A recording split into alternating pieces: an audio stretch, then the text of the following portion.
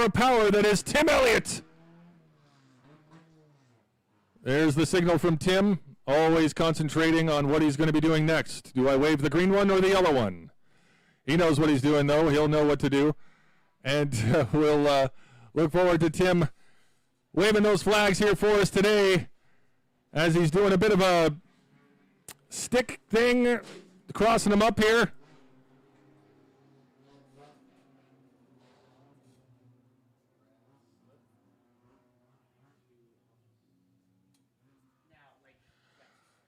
Quick announcement, folks. Can we have Brad Slip to the office, please? Brad Slip. There is a request to have Brad Slip to the office, please. Brad, head on over to the office. Thank you. All right. Speedway, can you make more noise than these engines as they come on by? Here we go. 3, 2, 1. Let's go! 56 car of Jesse Somerville out in front right now with Jeffrey O'Donnell and the 83 of Richard Story in hot pursuit.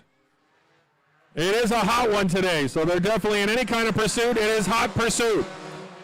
3 wide there going to turn 1, excuse me, with Jeffrey O'Donnell slipping into second place and our buddy Darren Wilcox in third. Oh, Darren going for the inside on turn 3. O'Donnell shuts the door.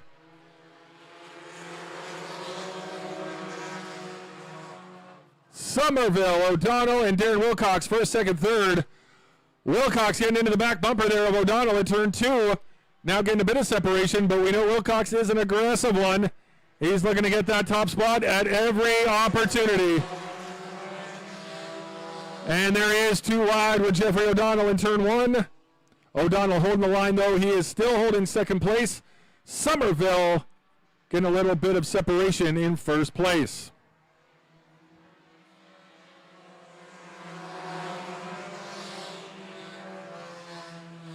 Wilcox going high and then back low to get the line in behind O'Donnell. As the 00 of Curtis Tremblay is in fourth place right now. Yes, some bumper touching right there for sure. All 3 cars. Oh, O'Donnell. O'Donnell with a bit of a swerve, but able to hold on. He's still in second place. Curtis Tremblay moving up into third place over Darren Wilcox now.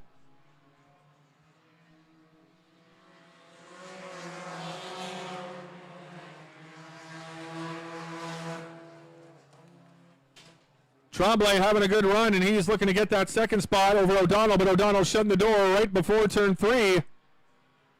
Already 6 laps down here, going to be 7.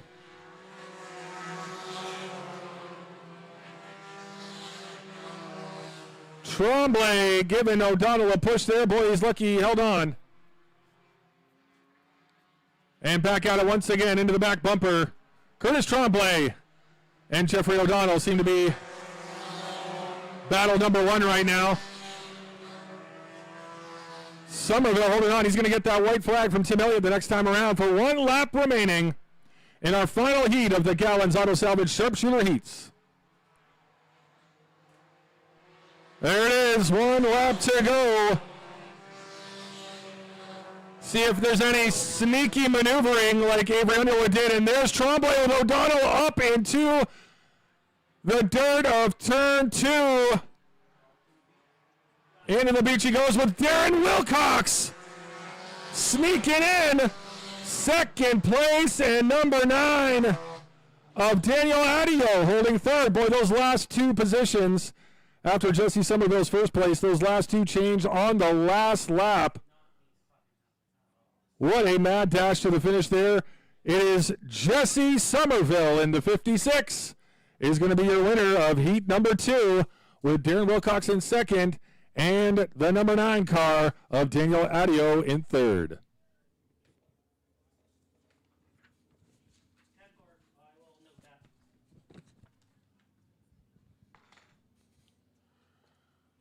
Next up out to the track is going to be the Atlantic Modified Tour Heats. Got 2 heats for you there as well. 10 laps each.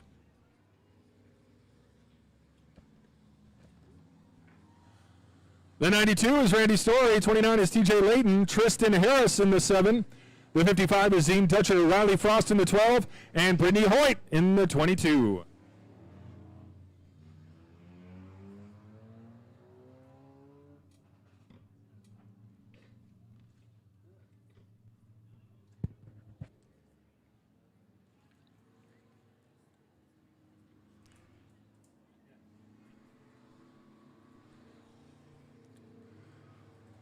Making sure everybody stays hydrated, of course, but who doesn't love hot food on a hot day? Pepperoni pizza, nachos, frings, all that good stuff over at The Fix. And you can head on over to Turn 5 for a nice cold alcoholic beverage. Please drink responsibly. Don't drink and drive. Oh, dear Lord. Oh, I lost an important one there. Thank you, Steven.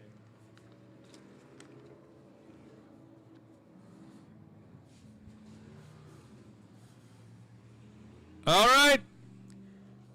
Tim Elliott banging the sticks. He's ready to pair him up and get her going here in just a second. We'll see the Riverview Ford Lincoln pace truck duck off here.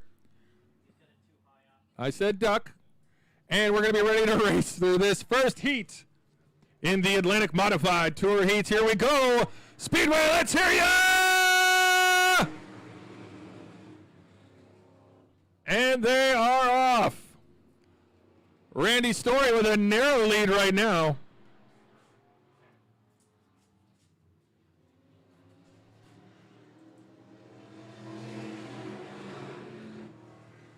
Followed by TJ Layton, but he's got some company with the 7 of Tristan Harris. Tristan Harris now edging into second place. Reminder, this is another 10-lap heat, folks. Oh, boy. Randy Story holding on, but the 7 of Tristan Harris is running real good, and he is now in the lead. We'll see if he holds it officially once he crosses the finish line here. And it looks like he will. Harris with a great jump in this heat right from the get-go. And now number 55, that's Zine Dutcher. That car, Amir Mashi, is holding second place with the 92 Randy Story in third.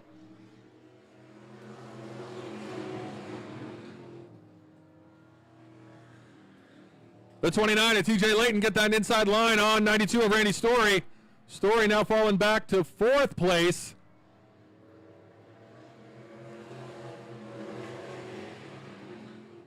Tristan running real smooth right now, but the 55 of Zine Dutcher is in close pursuit as Dutcher going low. Nope. Found a line but couldn't quite commit. We are 6 laps into this 10-lap heat. See if Dutcher makes another attempt here on turn 3 to drop down underneath Tristan. No, Tristan shuts the door.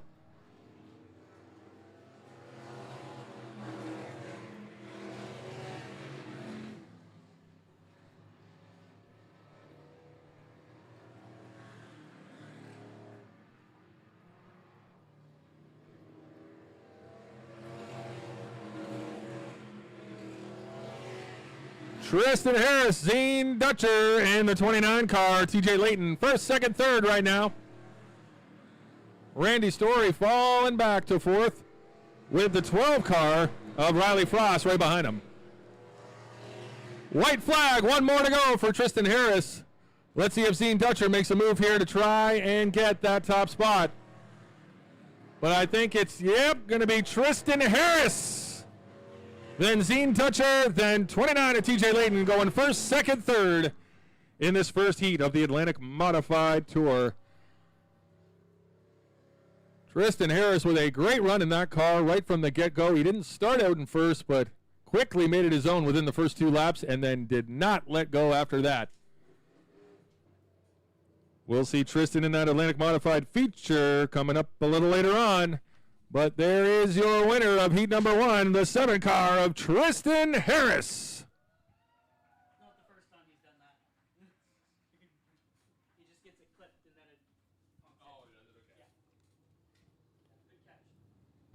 By the way, Dave just wanted to quickly chime in and say it was a pleasure to have, as the voice of Oyster Bed Speedway, the Atlantic Modified Tour come back to Prince Edward Island for the first time in nearly 2 decades. A phenomenal show. Unfortunately, rain did cut short the final couple of laps for these guys, but still great racing and a great group of drivers. Again, to President TJ Layton, a big thanks for the work that he put in, and along with our staff at Oyster Bed Speedway to ensure that to bring them back to Prince Edward Island. And yeah, as you saw, their second place finisher in heat race number 1, Zine Dutcher, still holding on to the points lead by only 5 points. It's a tight battle between Dutcher and one of the drivers in this field. You'll eventually get to him. He's starting in 4th place. Dave, I'll let you introduce them. All right, thank you, Regan. Coming up here, we've got heat number 2 with Doug Matchett in the 75, Eves McCrae in the 58, 17 is Joe Hoyt, 2W Chris Wilson, that's the one Regan was talking about, and in the 05 is Brody Levesque, that car out of Lincoln.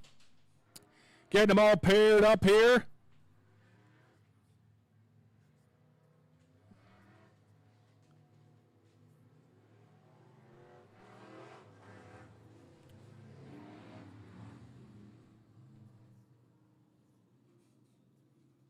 One more heat to go here in the Atlantic Modifieds, and then coming up next, the Hot Rod Heats. We'll have Dylan Langeal taking over to announce those. Excited to have Dylan here. As we are ready to go, Tim Elliott likes what he sees. Pace truck is off, and we are ready to roll. Speedway 660, you know what to do. Let's hear ya!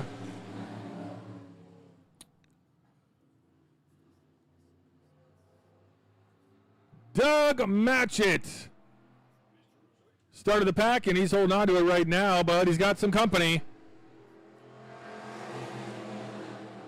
Eves McCrae in that 58 car, but the 17, Joe Hoyt, moving up now. He is giving some competition there to Doug Matchett in the 75.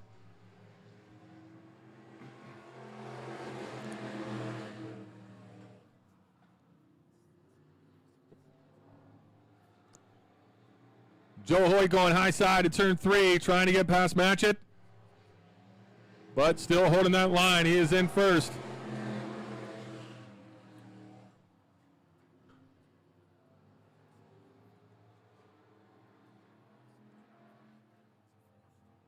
Ten laps here in heat number 2 for the Atlantic Modifieds. Going to be a great field in the feature coming up a little later on, right before the Hot Rod feature. Then the Sportsman, and then we'll get to the big show, the SLMS Line X 150.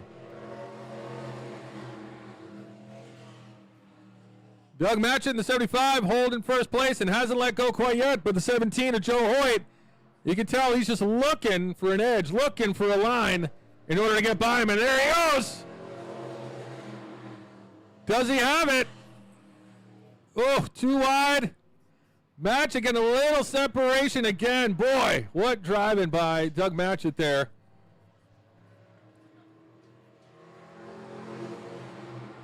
And the 17, of course, of Joe Hoyt. 7 down of the 10.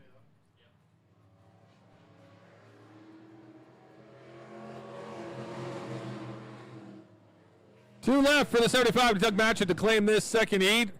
Let's see if the 17 car, Joe Hoyt's got one more move in him to try and get by Matchett right at the end. White flag here from Tim Elliott. 1 to go, and it's Matchett's.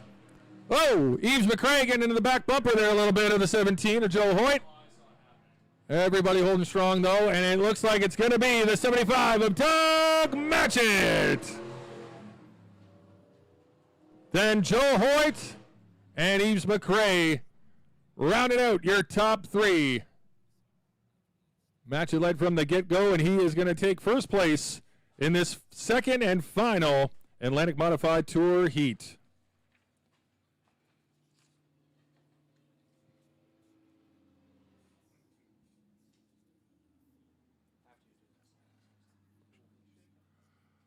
Pulling into winner's row. Let's hear it for the 75 car of Doug Matchett.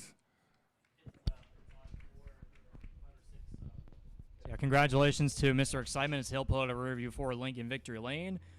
If there is a Shelley Collins anywhere around the racetrack, the grandstands, I suppose, Shelley Collins. If you're around anywhere, apparently you've won the Easy Clean Pressure Systems giveaway that they've done over at their sponsor thing up by the gate area. So again, Shelley Collins, if you're anywhere, if you can hear us, head on down to the Easy Clean van tent area there at the gates. You've won a giveaway. Congratulations. All right, let's hand it over to the man, the myth, the legend. He fanny packs with the best of them. My new best buddy. Let's give it up for Dylan Langeal, everybody. Thanks, Dave. go to the Fix and get a slice of pizza because they have pizza, and I like pizza at a racetrack. Good afternoon, Speedway 660. Dylan from the Heart of a Champion Hot Rod Classics, powered by Kimco. We are back here in the Geary Woods for the first time since 2024 for the Fredericton One-Stop Trailer Sales Classic presented by East Coast Wheels. We can't thank Kevin and Greg Curry enough for letting us be a part of today's action along with the Super Late Model Series. Vintage racing, modern safety. We're no strangers to racing here at the Geary Woods. We've been here before. We've raced during Speed Weekend. It's our first time here in a sweltering month of July. I mean, it's feeling like 40 with the humidity. Dave said it a lot. Check out the Fix and make sure you're staying hydrated. But it's time to let the old boys and the young lady take battle on track, getting ready for a 35-lap feature this afternoon. Bill Powell Jr. is in the flag stand. He's our flagman. We have Greg Seward, our race director, up here in the tower. And on the track, we have 5 hot rods ready for a 10-lap heat race. So starting with the number 15 from up in the Miramichi, making his first start of 2026, it's Stephen Curtis in the 57 Plymouth, the original Fury, with the Handyman Dan's home improvement on his car. The 23 used to drive the 71 car. That is Chris Dingle in the number 23, and that is an old school 1940 Chevy Coupe body on that number 23 car. As we cross up on the front straightaway, Bobby Hutchings from Newfoundland is in the 77. That is a Chevelle, and he's ready to race here for the first time ever for Parsons Woods Products, Xander Signs, and Ronnie McKay Motorsports. And his outside making his Heart of a Champion Hot Rod Classic debut is Chris Ainsworth in the Bobby White tribute, and the lone lady in the field is Carrie Kennedy in the Chevelle, making her debut here at 660. Double greens in the air for the Hot Rods. And off the hop, we're going to have a side-by-side battle between the 15 and the 23. That is Chris Dingle and Stephen Curtis. You know, it's all about racing, having some fun, and preserving maritime racing history. Heart of a Champion, powered by Kimco, getting these old bodies out of the woods and out of storage and racing once again. And we are seeing a 1940 body side by side with a 57 Plymouth. Steve Curtis also has a new engine in that car. A lot of power underneath the number 15, originally from the Miramichi. Longtime racer in the Atlantic Modified Tour. And the 23, Dingle, a longtime sportsman racer. Bob Hutchings, who's right in this posse, making it a three-way dance for first. Longtime racer up in Newfoundland, the originator of Thunder Valley Speedway.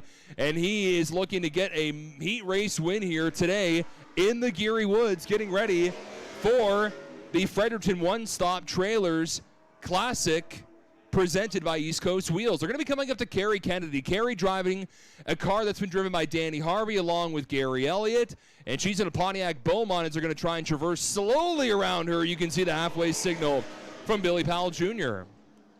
And they'll work the outside, and Bobby Hutchings in the 77 will get around the 37. He's going to grab second in the same time, too, as Dingle leads the way. 77 on the high side, his first time here in the Geary Woods. Boys were saying the track is greasy, and the girls saying the track is greasy earlier today with practice, as the top three have broken away from Chris Ainsworth. First time that 81 car is driven out since it was built a few years ago. All different bodies, different chassis, and here comes Big Bob underneath the number 23, looking for a heat race win. Could he get his first checkered flag in the hot rods? He's looking on the inside of the 23, and Billy Powell Jr. shows 2 to go in this air. That 77's got some good grip on the inside. 23, the shorter body. Ford, Chevy Coupe, pardon me. Don't want to get the Chevys and Fords mixed up for those camps. The 40 body a lot smaller than the 77, and the white flag is out. One more time around for the first heat race for the Heart of a Champion Hot Rod Classics, powered by Kimco. It's a drag race between the 77 and the number 23. They're going to come out of turn 4, looping around a 4, and it's a drag race, and my, oh my, that was close. That was a close one. And the stubby body 23, Chris Dingle, by the little bumper it has, looks like he edged out the 77. 32 one-thousandth of a second, I think I just heard Regan McCauley say.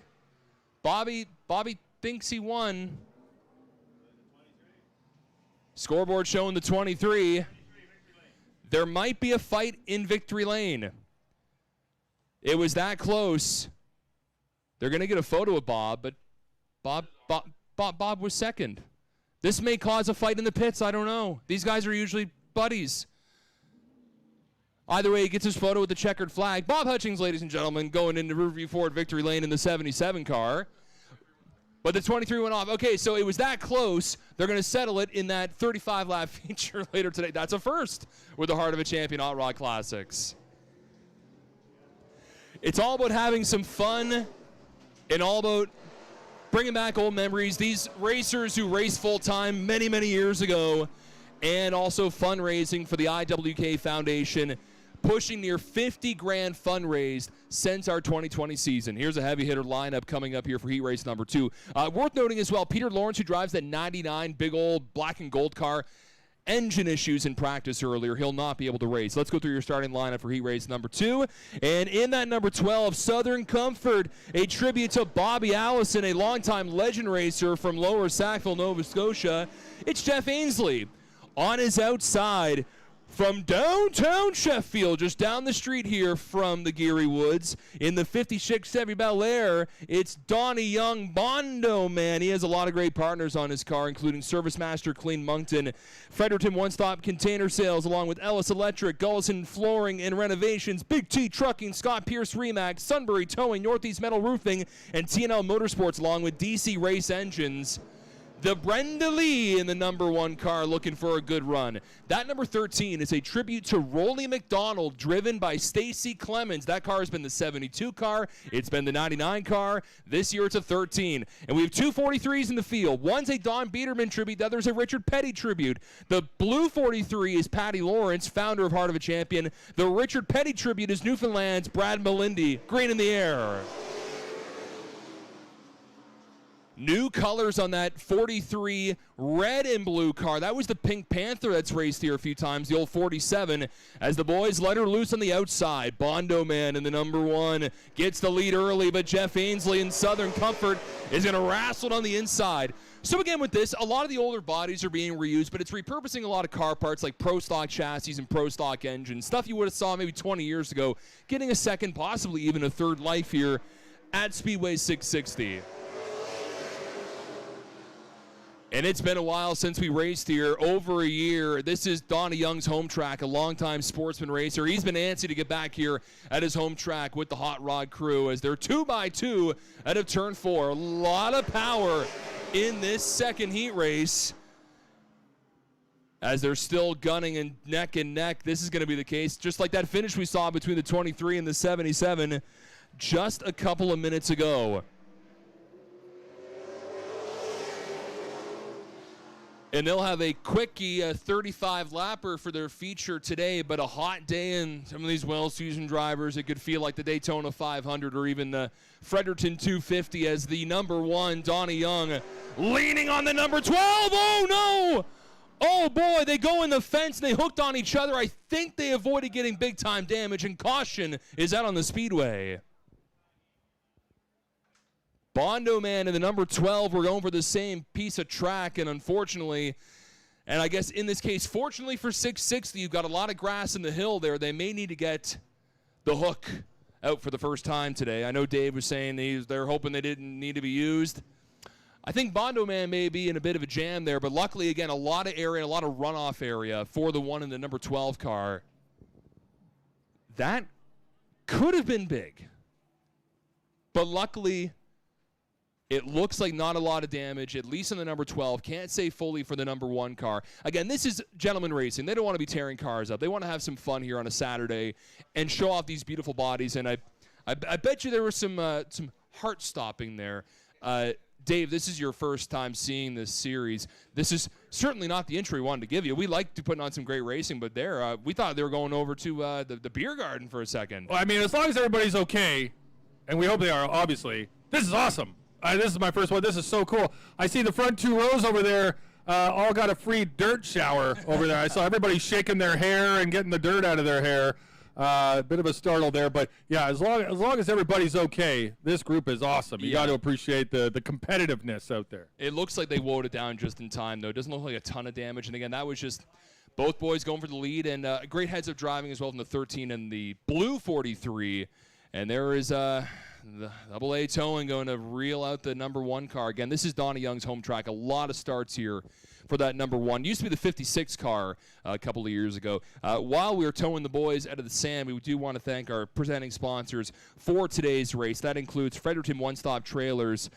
You can see them for utility trailers, equipment, dump trailers, snowmobile trailers, enclosed trailers, cargo containers, and more.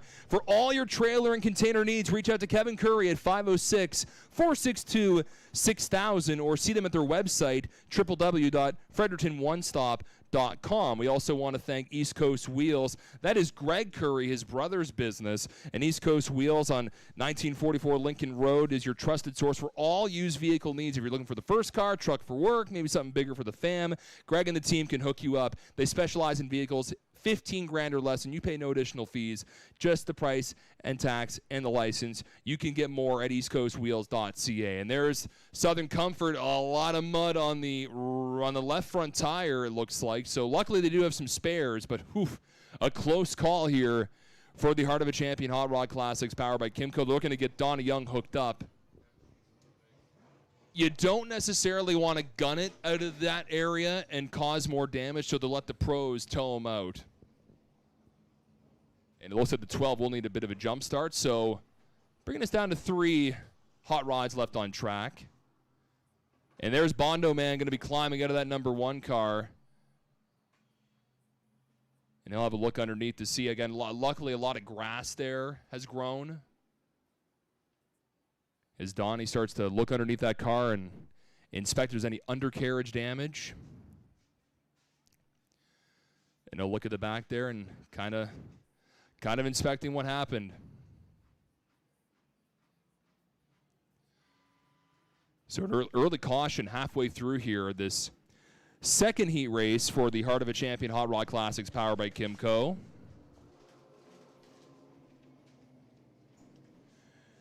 And while we're under caution, we want to thank our presenting sponsors, Kimco, along with Young Drivers of Canada, Dartmouth Metals, and M&R Automotive. That's actually Brad Melindy's company in Gander, Newfoundland, who's in that Richard Petty number 43 tribute.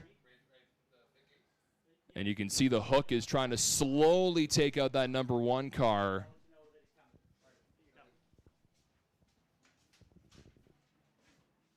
Donnie's going to crank the wheel as well.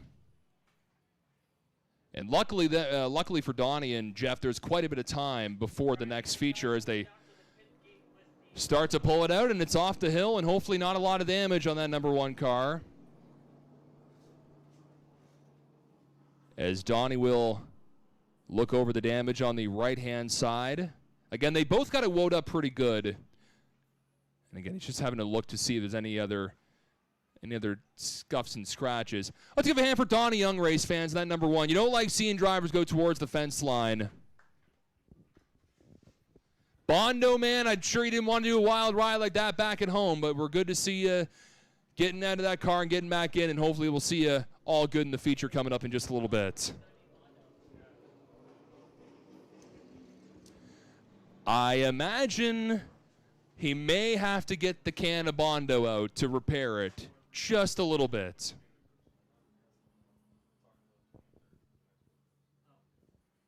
And if you have a ride, by the way, that maybe is a little dinged up, maybe like that car right there, House of Bondo down in Sheffield's your guy. Donnie Young's able to help you out in that case as he gets it fired back up. And Donnie will get the service clean Moncton number 1 back rolling. Incredible after going for a wild ride. It looked like he was going for a cold one. And while we're under caution, it looks like the Super Late Model Series Moose has made an appearance. Roos the Moose. Roos the Moose looks like they got some goodies too, Regan. So Roos the Moose coming out while they're digging Donnie Young out, I guess, eh? Yeah, Bruce the Moose again, Easy Clean and Easy Clean Super Late Model Series. Official mascot also has the bag right there. I believe coloring books, if my memory serves correctly, are in it for the kids, and maybe stickers and all sorts of stuff. So for all the young kids out here, feel free to go to the mascot, get a picture, maybe give Bruce a hug. I don't know, that might not apply well in the heat, but anyways. Yeah, coloring books, stickers, there's all sorts of things you can get Easy Clean related from Bruce the Moose. Even me, Regan? Can I go down and see him? Yeah, sure. Okay. Sure. We're all kids deep down. Yeah, fair enough. Looking forward to the Line X 150. Those were some great heat races earlier, and going to be cool seeing Corey Hall in a different car in that 01. I mean, filling in for Tanton. Of course, we wish Tanton all the best getting back on the mend. I think, speaking of Line X, too, I think our boy Dave is going to be going out. Oh, yeah. Dave, you're going to be the T-shirt fairy for a moment? Yeah, we got some kids' T-shirts provided here by Linex, so I'm going to go see if we got some kids here that want some. Why not? Hand some out, and while we get ready to start racing again. People like free. It's my favorite four-letter word, so look out for Dave. He's got some Linex shirts here as we're pacing around here for heat race number 2, the Heart of a Champion Hot Rod Classics, powered by Kimco. Regan, you've seen a few of these races, and you know that the tires on some of these cars, including both, ironically, who got tangled up, the number 1 and the 12, their tires stick out a little bit. It's not like the modified tour, but look at the number 43, the 43 blue car, how much that even all, honestly, all three, they all kind of stick out a little bit. So if there's a little bit of wheel contact, they're going to hook on each other. I mean, did you happen to maybe see from Delaware Speedway in Ontario? It was Cam K. Harris. He posted a live video from his phone on the live stream of a wheel contact causing quite the crash, a car way up in the air. So that's what can happen as we're back green flag racing, Dylan. It can be a scary thing as the 3 cars remaining will let her buck for a few more laps, and they'll get ready for the Fredericton Container Sales One-Stop Trailer Sales Classic presented by East Coast Wheels as the 43L Patty Lawrence goes around the number 13. That's Stacy Clements. The boys love racing here. It's wide open, but it's a slick, hot track today. It's tough to traverse as they wind down another lap here at Speedway 660. Patty Lawrence, the founder of Heart of a Champion, used to drive the U2 modified, the 134 modified. His first time in his 43 car here at Speedway 660. 2 to go.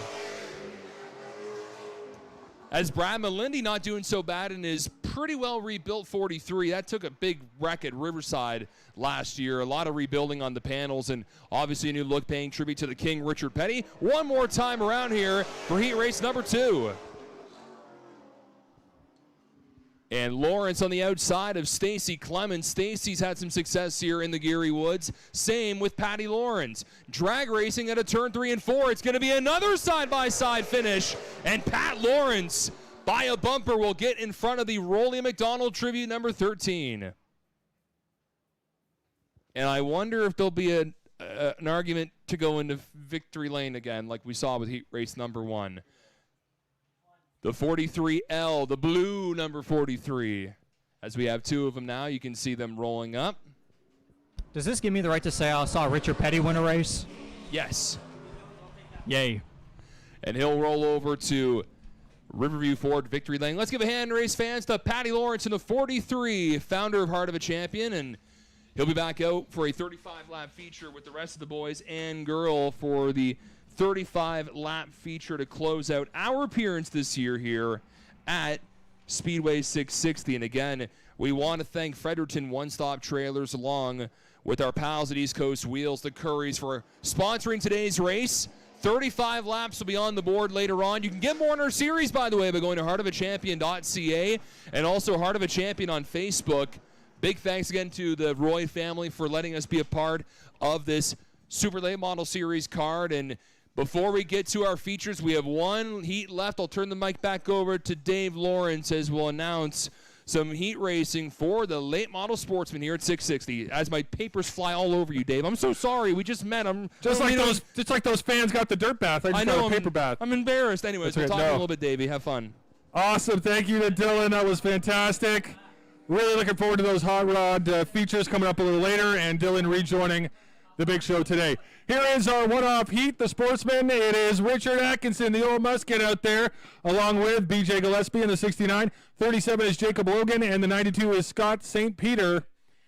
This is a one-heat, 10-lapper before we get into our features here, led by the Gallons Auto Salvage Sharpshooter Heats.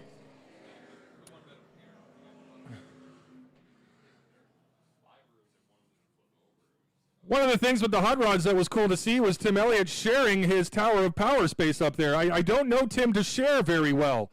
No, he does not like to share. Usually you try and share, he bites. So that was nice of Tim. And we are ready to roll here for this one-off heat. 10 laps. Let's hear you, Speedway! And it's the Old Musket with a bit of an edge there over BJ Gillespie, and now Jacob Logan. You can tell there's a lot of fire in the bellies here on this one. They are already driving with a competitive edge here as Richard Atkinson, the Old Musket, leading things off. BJ Gillespie and then Scott St. Peter, well, who now, as I say that, is in third place, maybe by a nose. BJ Gillespie now dropping to the back.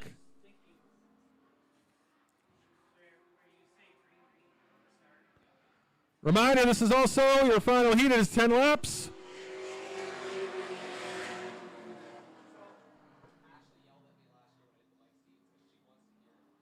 Richard Atkinson holding first place and Jacob Logan in second.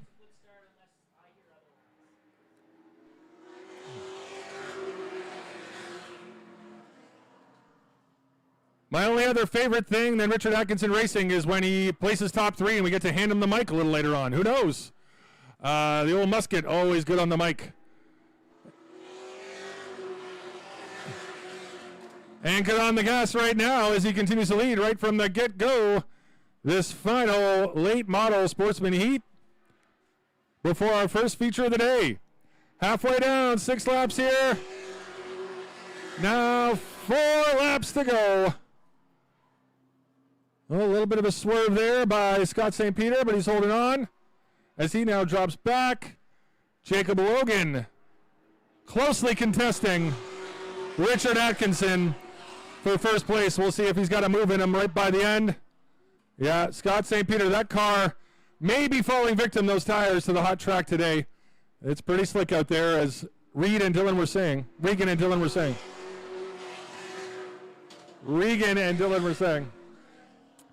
Here we go.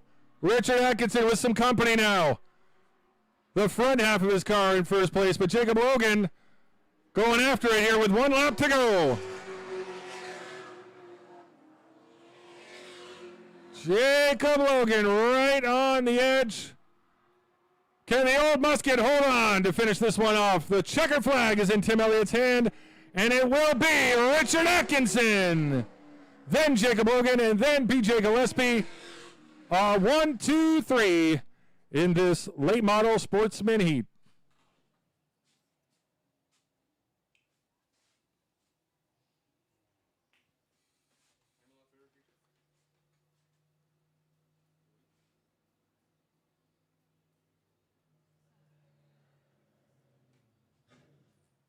Here comes the 40 car of Richard Atkinson. Let's hear it for the Old Musket. Dave, I think someone's excited. Was that Mama O'Donnell? Is she an Old Musket fan? That sounded like Mama O'Donnell. That was a screecher. That was a good one. There you go. Richard Atkinson taking that heat, and we will have a feature with those 4 cars coming up a little later on, as we are just about ready very soon to head into our first feature of the day. We'll start with the Gallons Auto Salvage Sharpshooter Heats, then the Atlantic Modified, then we will welcome Dylan Langiel back with the Hot Rods, then the Late Model Sportsman feature, and then it's the Regan Show and the SLMS Line-X 150 feature, not to be missed. Which, by the way, we do have a starting lineup set for the Line-X 150 today. Of course, we'll go through the entire starting lineup when the cars come out onto the racetrack and we introduce each and every driver ahead of the Line-X 150, but I might as well reveal at least one driver, the EIT Race Radio's pole sitter. It's the 23 Lonnie Somerville from Barnesville, New Brunswick, and that might be the start of a big rebound, as the 23 car obviously fell victim to a flat tire back at the Easy Clean 150 in late May. And again, it just wasn't the day for that race car. It just wasn't running well. It seemed like it was just dragging around this place. Of course, a former winner with us on the series at this racetrack last year in the Recar 200. Back out onto the track, we welcome these cars here for your Gatlin's Auto Salvage Sharpshooter feature. Of course, Braden Carr looked pretty good out there, and I also think maybe Jeffrey O'Donnell's got a little bit of a chip on his shoulder after he had his heat ended right near the end. Good to see Jeffrey back out there as we get everybody ready and lined up. Of course, Darren Wilcox out there, always dangerous. Jesse Somerville in the 56 car had a great heat also, won his heat. Also out there, 83 Richard Story, Jesse Somerville, we said. Kyle Rogers in the Lightning McQueen, 95. Daniel Adio, great heat in the 9. Darren Wilcox, 00 is Curtis Tremblay. The W00 is Brian Suddy. 72 is Dustin Hamilton. Pearson de la Ville is in the 10. Brandon Landry in the 22. And Avery Underwood in the 8. W00, Brian Suddy. That car to Keswick will not be joining us in this feature as he has got a blown engine. Look forward to Brian racing again and seeing him out here at Speedway 660 soon. So everybody getting lined up. Tim Elliott up in the Tower of Power. He'll have to say when we get her going, and it looks like it'll be the next time around. Speedway, it's Saturday. It's beautiful out. There's racing. You have one job. When these cars come out of turn 4, I want to hear you scream louder than those engines. Are we ready? Here we go. Coming out of turn 4, Speedway 660. Let's hear ya!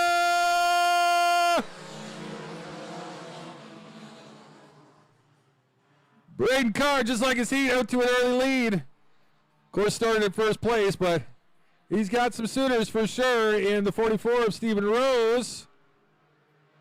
And Richard Story up there as well. Boy, that 74 car running really good today. Not trying to jinx him, of course, but looking really good out there. Getting sizable separation right from the hop. But Stephen Rose trying to close the gap.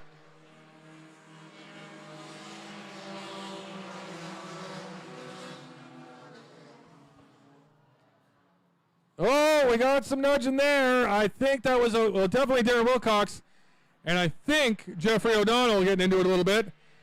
And that looks like it'll cause Wilcox to head off under his own power and able to keep things going.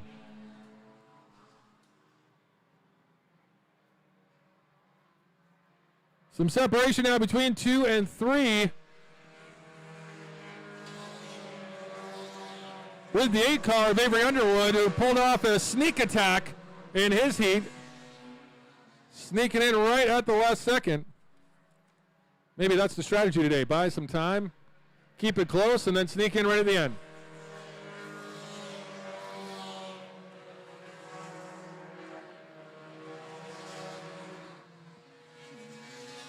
This feature, by the way, is a 25-lap feature. We're 5 down, 20 to go. Braden Carr looking real good out there.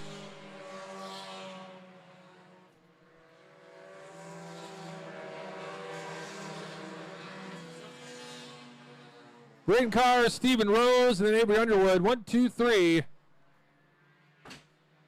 Daniel Adio on the 9.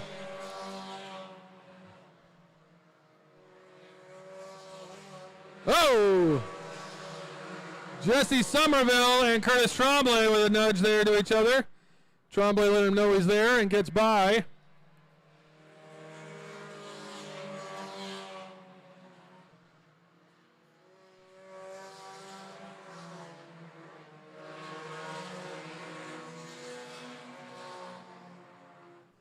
Kyle Rogers getting into the dirt there, trying to find a line to get underneath the 83 car, Richard Story, but Story able to hold on. Rogers taking another crack here out of turn 4. And this time he'll just narrowly get by Richard Story's 83 car. Rogers going up a position. It's all about that 74 here, though, today. That car running real good.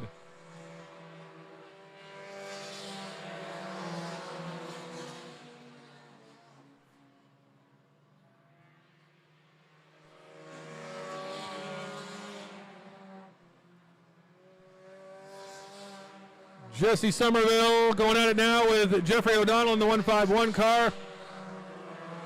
That seems to be one of our closest battles next to Darren Wilcox and Brandon Landry. Those front three all have pretty good separation as we are basically halfway through this first feature of the day, the Gallons Auto Salvage Sharpshooter Heats. And Braden Carr has been leading all the way from the get-go, just like Braden did in his heat. But there's the number 9 of Daniel Adio starting to close the gap. And I think this is where some of the lap traffic will kind of help those second and third place cars when you're running as well as the 74 of Braden Carr. He's having to deal with some more traffic now, and that's letting Adio and Steven Rose catch up. And here we go. Adio ducking down underneath. Oh, the 72 getting right into big time smoke of the 72 car. That is Dustin Hamilton. And that it looks like a pretty straightforward blow-up car there. That was causing problems for Braden Carr getting by and literally had it as a smoke screen for a change in the lead, but the 72 able to leave on its own power. That car to Woodstock, Dustin Hamilton. Most likely that's his day, as we've got just over 10 laps to go here in this 25-lap feature. That was some pretty good action, though, with Daniel Adio now is going to be looking like he's in the lead. Things changing there right between turns 3 and 4. Steven Rose has been consistent. He's up in the top 3. And then Braden Carr now dropped to third place. But it was the 72 of Dustin Hamilton that really caused the problems for Braden Carr.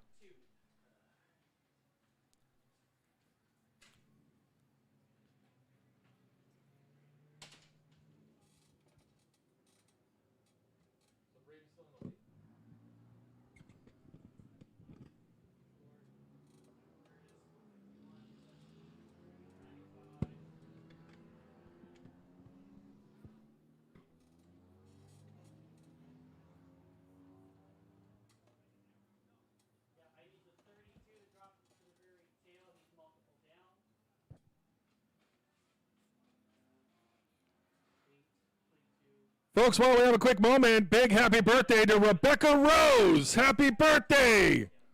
She raced 4 cylinders a few years ago. Rebecca, thanks for joining us here today at Speedway 660. Happy birthday.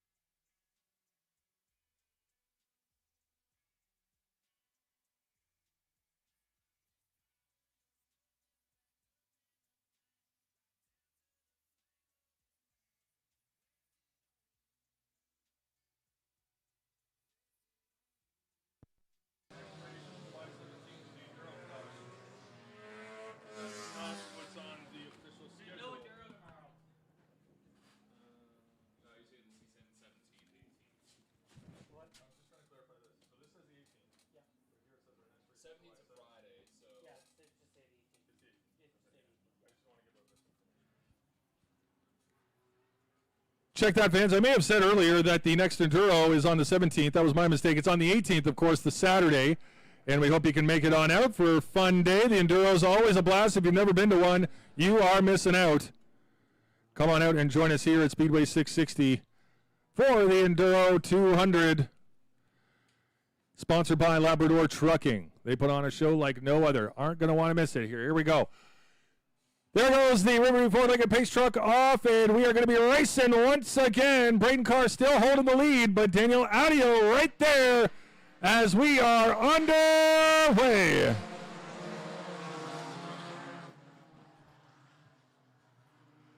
And Braden Carr back out in first place with Daniel Adio and then Stephen Rose battling too wide with Curtis Tremblay in the 00. 10 laps to go. 10 more laps. We'll see if anybody can dethrone Braden Carr, who's been leading the whole way here. Real close there with Daniel Adio right before we had that blown engine.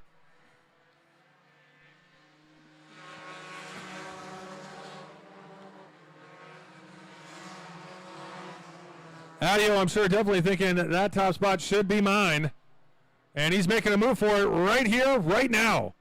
Too wide through turn 3. Adio by a nose is going to claim first place just like that. Curtis Tremblay now in second place. The next time around will be second officially with Braden Carr dropping back to third.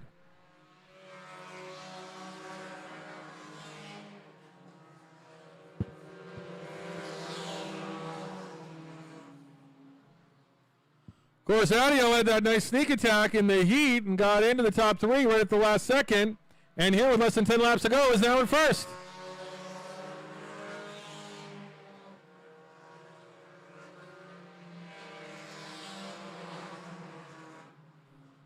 Never to be counted out is the 151 of Jeffrey O'Donnell in the 44 car of Stephen Rose, who's been in that top 4 pretty much all race so far. Maybe just biding his time for these final 5 laps.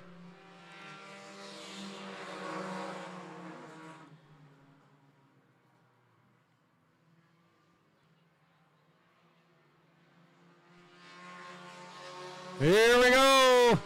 Daniel Adio in first, but Curtis Tremblay starting to make a move.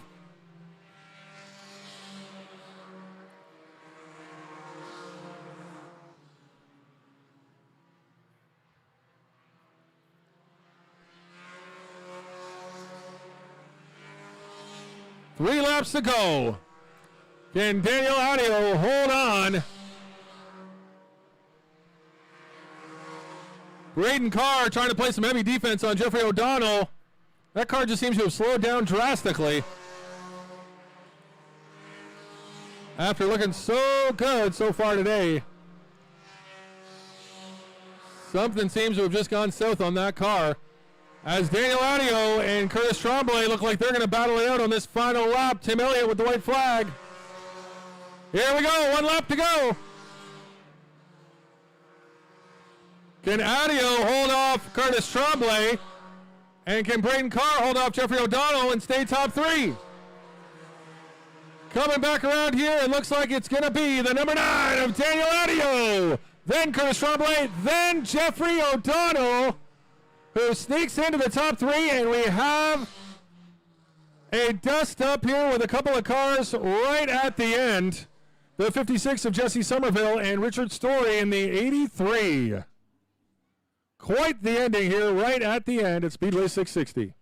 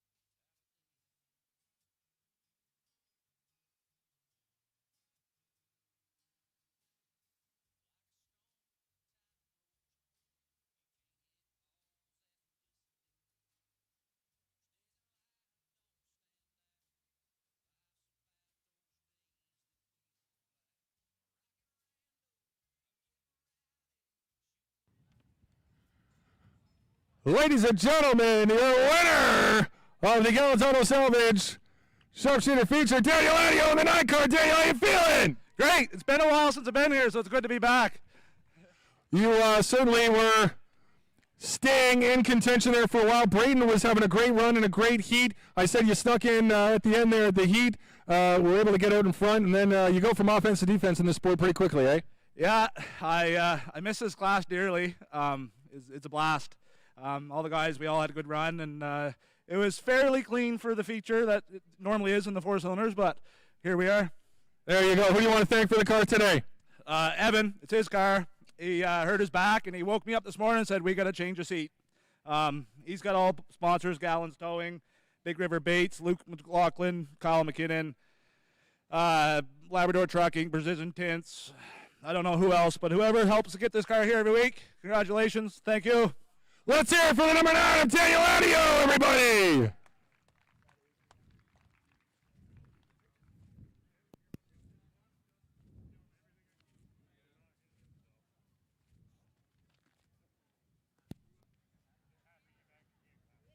In second place, the 00, Curtis Tremblay. Wow, this is able to. I'm no mechanic, but that's not how tires are supposed to look, correct? Correct. Correct. But you're able to finish on these tires and get yourself a second place spot. Not too shabby. No. In the heat there, we took a little damage. We had a broken tie rod. We managed to somehow get it unbent a little bit, but she still looks like a 90-degree bend. And Brian and Jack there helped me to get this thing back together. I just tried to wheel this thing back to where we could. So. Reminds me of the person who tried to teach me how to skate. Just turn your feet in and just glide along like one of these, eh? Who do you want to thank for the car today, bud? I want to thank Gallons Auto Salvage for putting this event on. I want to thank Green Choice Energy, Langen's Well Drilling. The reflexes are still sharp. Look at that. And Winmar Property Restorations. Thank you. Awesome. Let's hear it for the 00, Curtis Tremblay. And last but not least, one of the top beards in the league. We got Jeffrey O'Donnell in the 151. Kind of bided your time. Braden Carr, something happened there. Able to stay competitive, able to get in there, top 3, not bad. It was a great battle with Braden. I did everything I could to not make any contact there. You know, that's racing. Sometimes you rub, but there is a thing is too much contact too. So I didn't want to get into him. I wanted to be there. And just kept pushing him hard and was able to get to the inside line right at the very end. So it was definitely, it felt good to get back here. There you go. You got a nice looking trophy for it. Who do you want to thank for the car today? I want to thank Brad's Auto Repair especially because I was at the shop quite a few times this week. And Tom's Construction, Thomas Hyundai, Off the Wall Graphics, the Leach Bros, Anita Scott, Speedy Glass Woodstock, and I'm probably missing a couple, but we're definitely a little mumbled up today. She's been a battle. There you go. Let's hear it for the 151 of Jeffrey O'Donnell. Mama O'Donnell, let's get a woo into the mic. No, she's not going to do it. That was not enough. I want that to be on my alarm clock. That'll wake me up every morning. There we go. There's your top 3, folks. More features coming up here.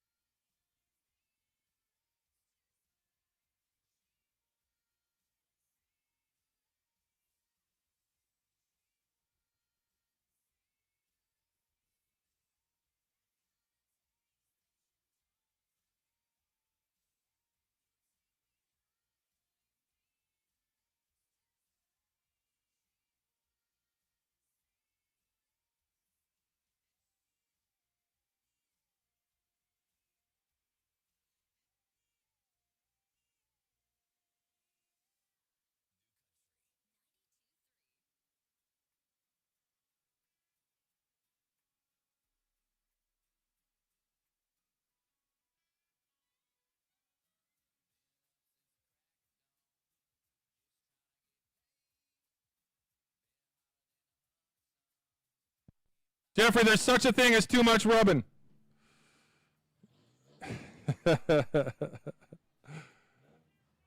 Awesome job. There you go. Daniel Lanio and Jeffrey O'Donnell.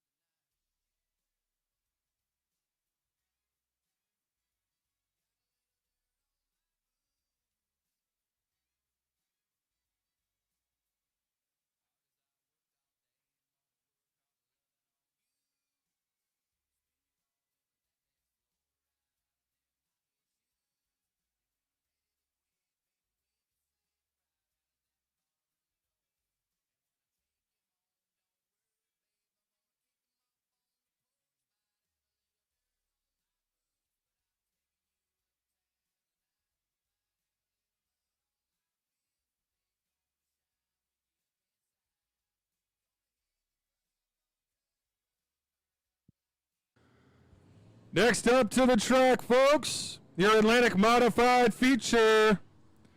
This is a 35-lap race. We'll get everybody lined up before we confirm who's out there for you. And then after this, we'll welcome Dylan Langille back for the Hot Rod feature. The late model after that, and then it's Regan time with the SLMS Line X 150 feature that's going to be coming up right after that, your big show.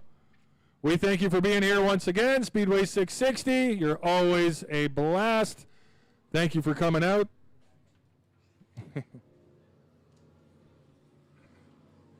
So there's Randy's story. There's the 75 of Doug Matchett. Eves McCrae, the 29 of TJ Layton. The 7 of Tristan Harris, who had a wonderfully, not only did he win that heat, he just did it. He was in control right from the get-go. He did it with authority. 17 of Joe Hoyt. 55, Zine Dutcher. 2W is Chris Wilson. The 12 car out there right now, that's Riley Frost. The 05 of Bodie Levesque. And at the back there, the 22 of Brittany Hoyt. Once again, a 35-lap feature for you here to see who is it going to be. As I said, the 7 was dominant out there in his heat. Doug Matchett also very, very good, so we'll see. Don't count anybody out, though. It's anybody's race. As Tim Elliott plays drumsticks. And notifies the Riverview Ford Lincoln Pace Truck of what's coming up next, and it's just about racing time. So Speedway, you have one job here. When we're coming out of turn 4 and you start to hear those engines, you got to scream louder than those engines. Can we do it? I know we can. Kids, you lead the way. Here we go. Speedway 660. Let's hear ya!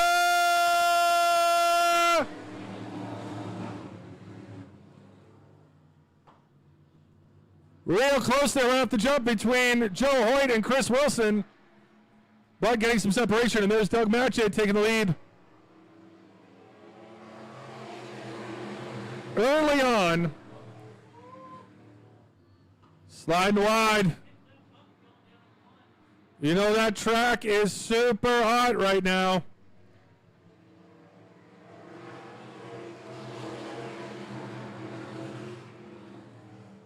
The 7 car of Tristan Harris kind of boxed in there at the moment.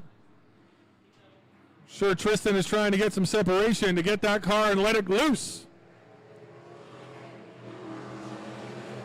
But right now it's Doug Matchett in first with Randy Story in second.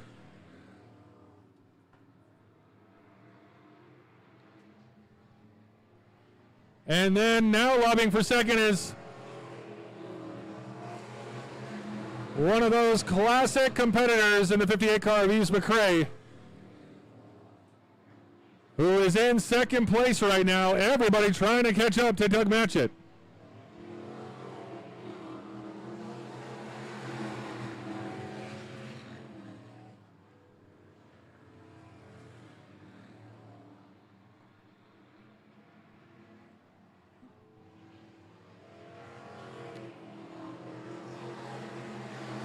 Eves McRae at second place with the 17 of Joe Hoyt. Everybody wants to go as fast as Doug, but they just can't match it. I'm a dad, so I get to make that joke.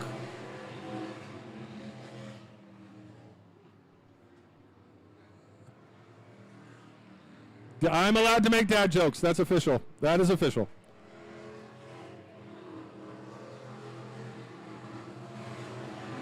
Eves McRae and then the 17 of Joe Hoyt. And we got a bit of a nudge there. The 92 trying to hold strong. And now the 92 of Randy Story. He is facing the wrong way. We'll see if he can get it turned around on his own or is going to need some assistance. We are under yellow here.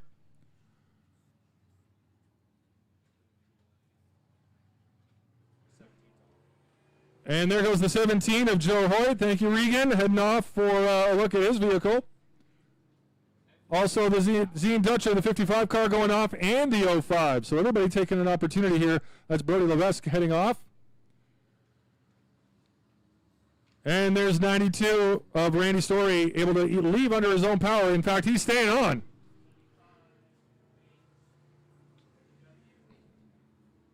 Randy maybe wanted to take advantage of those other cars leading off to get back on track here.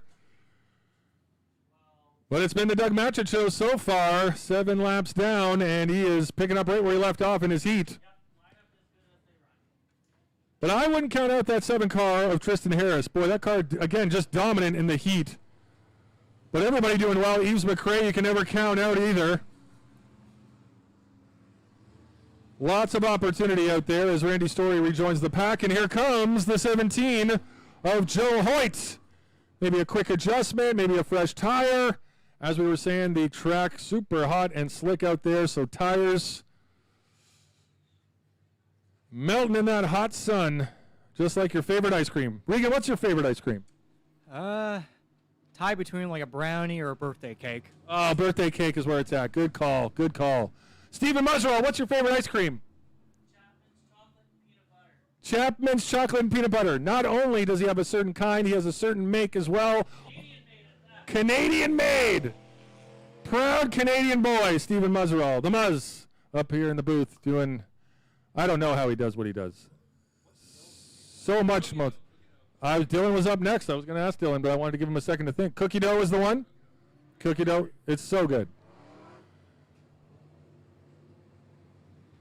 I used to be a big mint chocolate chip guy, but not anymore. Definitely the birthday cake has been a revolution for me. And cookie dough would be in my top 3 as well. So this is why we get along so well up here. We all like the same kind of ice cream. Good sir, what about you? What's your favorite ice cream? Ooh, put me on the spot here. I know, it's a tough call. Ooh, I'm going to have to say raspberry cheesecake. Raspberry cheesecake. There we go. We're off and running once again. Of course, I could talk about ice cream all day, but let's get back to racing here as Doug Matchett continues to lead. But the wily veteran of Eves McRae taking a run at that high side line of getting in front. Chris Wilson. That is a compact 3 cars. And there's Zine Dutcher coming back on the track here, the 55, rejoining with a purpose.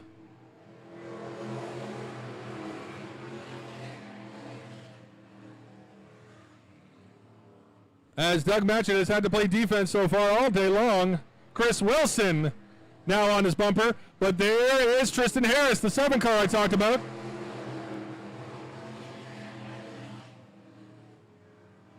Brittany Hoyt on the track here, and Doug Matchett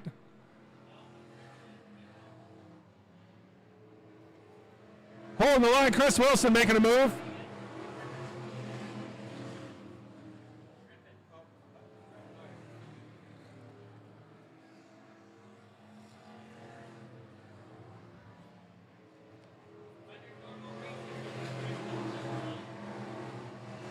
Chris Wilson getting closer and closer to that back bumper of Doug Matchett in that 2W car, looking for any line, sliver, crack. Oh, and he gives him a little, how do you do? Like, hurry up, buddy, I want to get by you.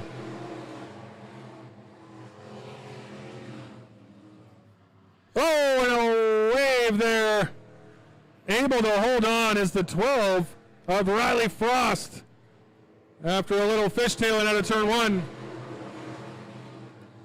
I think Tristan Harris is waiting to see what happens between these top 2 cars, see if he can go by them. Plenty of race left, 35 laps on this feature. Well, I think Harris might be playing possum as Wilson and Matchett are going at it here every single turn.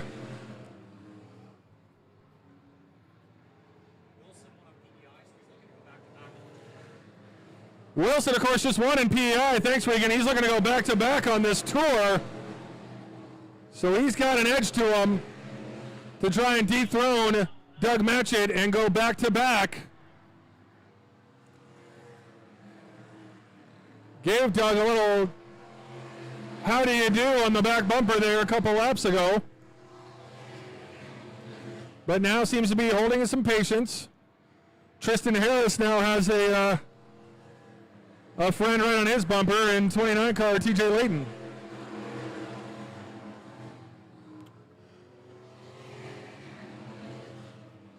Doug Matchett starting to come up on some lap traffic here of the 22 car of Brittany Hoyt. That might slow him down a bit, enough for Chris Wilson to get the edge that he needs. Because that 75 car is just looking too good out there today. But anything can happen.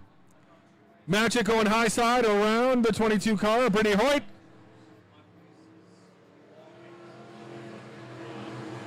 $20 laps down, 15 to go.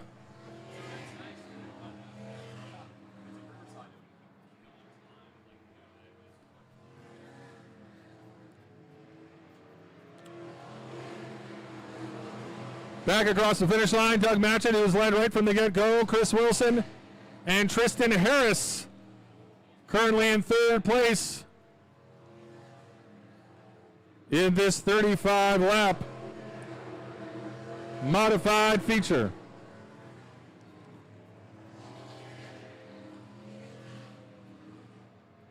TJ Layton and Tristan Harris, too wide through turns 3 and turn 4. Eves McCrae close in behind those two, looking to get ahead.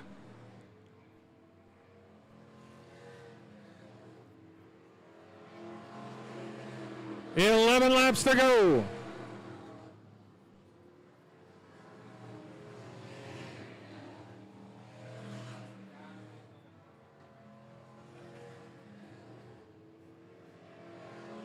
$10 laps to go. 10 more laps. Will Doug Matchett lead every single one of the 35 laps to take the victory? Or Chris Wilson, will he finally get by him and get that back-to-back win on the tour?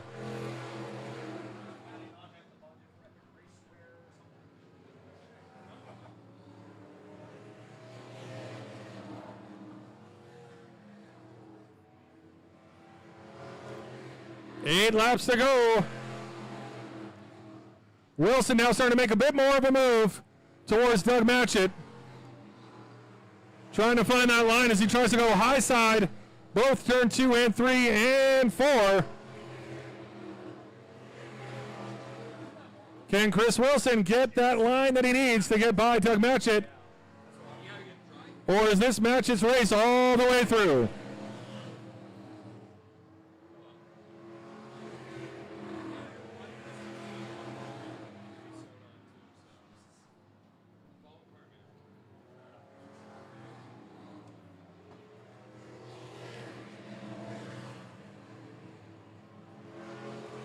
Five laps to go. 5 laps.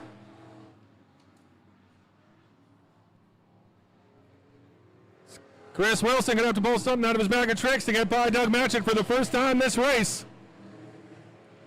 And he's got limited time with 4 laps to go. Once again, Matchett starting to come up on some lap traffic. I don't know if that'll help out Wilson or not, but we will see.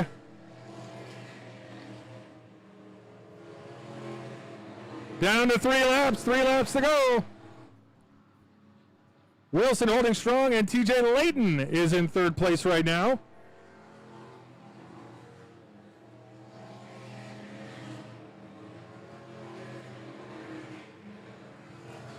Matchett having a dominating day out there today, is just 1.5 laps away from taking the victory here in the Atlantic Modified feature.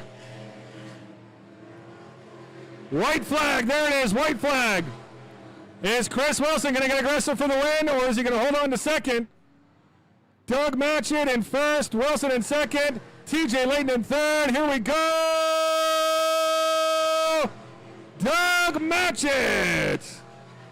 The 75 car taking the victory, led from the get-go and all 35 laps, and won his heat. A dominant day for the 75 car and Doug Matchett.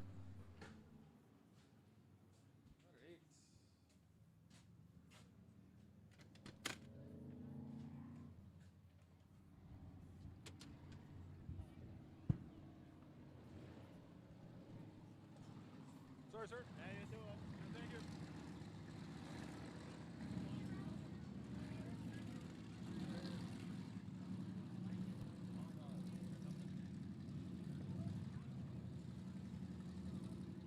Yeah, he's got one.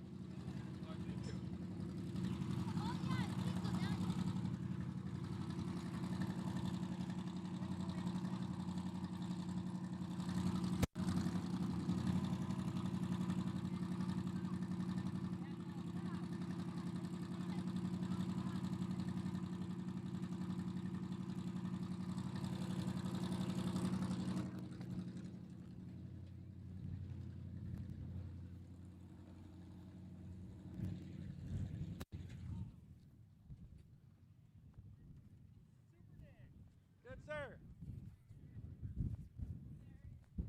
Ladies and gentlemen, the 75 car of Doug Matchett, everyone! A dominant day, dare I say, for you there today, sir. How you feeling? Pretty good, I bet. I'm feeling real good after the year we've been having here, so just shout out to the crew. Keep on going and get this car back in victory lane again. It's not an easy chore to get victories on this tour. You can see Chris and Joe and them, TJ, they're all right there, man, and we just got lucky and get out front and just kept hammering down until we got here. So Had to play a lot of defense out there. Who do you want to thank for the car today? like I said, the crew first, and then we got Right Choice Auto, Three Rivers Construction, Northern Industrial, EEOS Cyber Solutions, Maritime Maples, The Point Church, Brophy's Trucking, Fix Auto, Trevor's Hyundai, Swiss Chalet. So it's been a great day. Thanks. There you go. Let's hear it for Doug Matchett. A dominant victory out there today in the 75 car.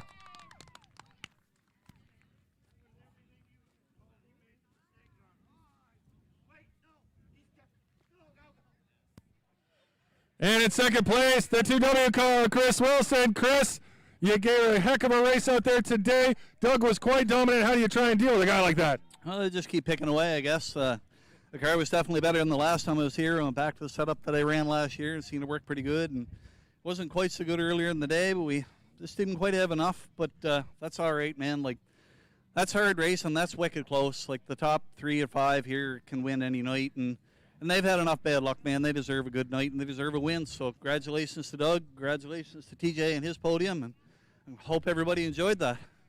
You're a kind man, good sir. Who do you want to thank for your car running today? Greg Maher, Universal Truck and Trailer, McAllister Brands Industrial Cleaners, Miramichi Tire, Irby Walsh Transport, Walsh Truck and Trailer Repair, GD Fabrication. New this year, Home Fashions in Hanwell. They're helping me out. Thank you very much. Stewart's Hair Store and More, Clearside Auto Glass, my dad, my son. I think that's it. 660 for having us. So hope they keep bringing us. There you go. Let's hear it for Chris Wilson in the 2W car. And in third place, sorry to interrupt here, guys, TJ Layton. TJ, great race out there today. How are you feeling? Feeling pretty good. The car wasn't too great in practice. The fact that we're parked up here is a good thing. I'll definitely take that. Awesome. Yeah, sometimes you can do it in spite of maybe how it's operating. But it was a good field out there. Doug had quite a dominant day, so getting into that top 3 was pretty good. Absolutely. I think half the fun for me was watching Chris and Doug battle it out in front of me. So I didn't really have much for them. I was trying to catch up, but just watching them battle it out was fun to see. Awesome. Who do you want to thank for your car today? There's a long list. We got Instant Imprints, Jack's Pizza, Greystone Brewing, Pure and Simple, Unstoppable Clothing, Sparkworks Power Solutions, Speed Bump Sports Bar, Keswick Kitchen, Red Lantern Tavern, Munn Brothers. We got Maritime Fire Protection, Deanie Adams Realty, and Jill Drummond Mortgage Architects. And then, of course, obviously my family, my wife, daughter, and dad for helping me out in the pits today. Awesome. Let's hear it for the 29 car, TJ Layton, everybody. A great day out there. All right. We have the hot rods coming up next. We will hand it over to Dylan Langille. He's got the call for your race coming up, the hot rods. Thank you, Dave. Great job, my friend, as we get ready for the Heart of a Champion Hot Rod Classics, powered by Kimco. We are getting ready, race fans, for the Fredericton One-Stop Trailer Sale Classic presented by East Coast Wheels. As Billy Powell Jr. is on the fence line, he's like a little kid. He's like his son on the fence line right now. He's in all white, and he'll go upstairs and get ready to flag over this race here today at Speedway 660.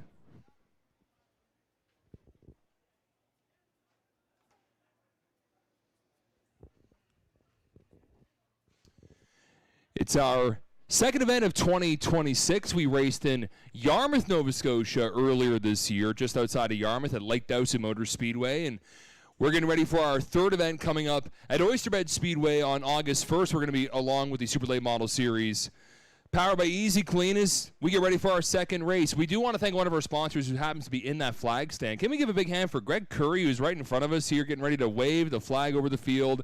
Looking forward to him and his brother being with us here in Fredericton. We want to thank again Fredericton One Stop Trailer Sales along with East Coast Wheels for being here today at the track and sponsoring today's feature.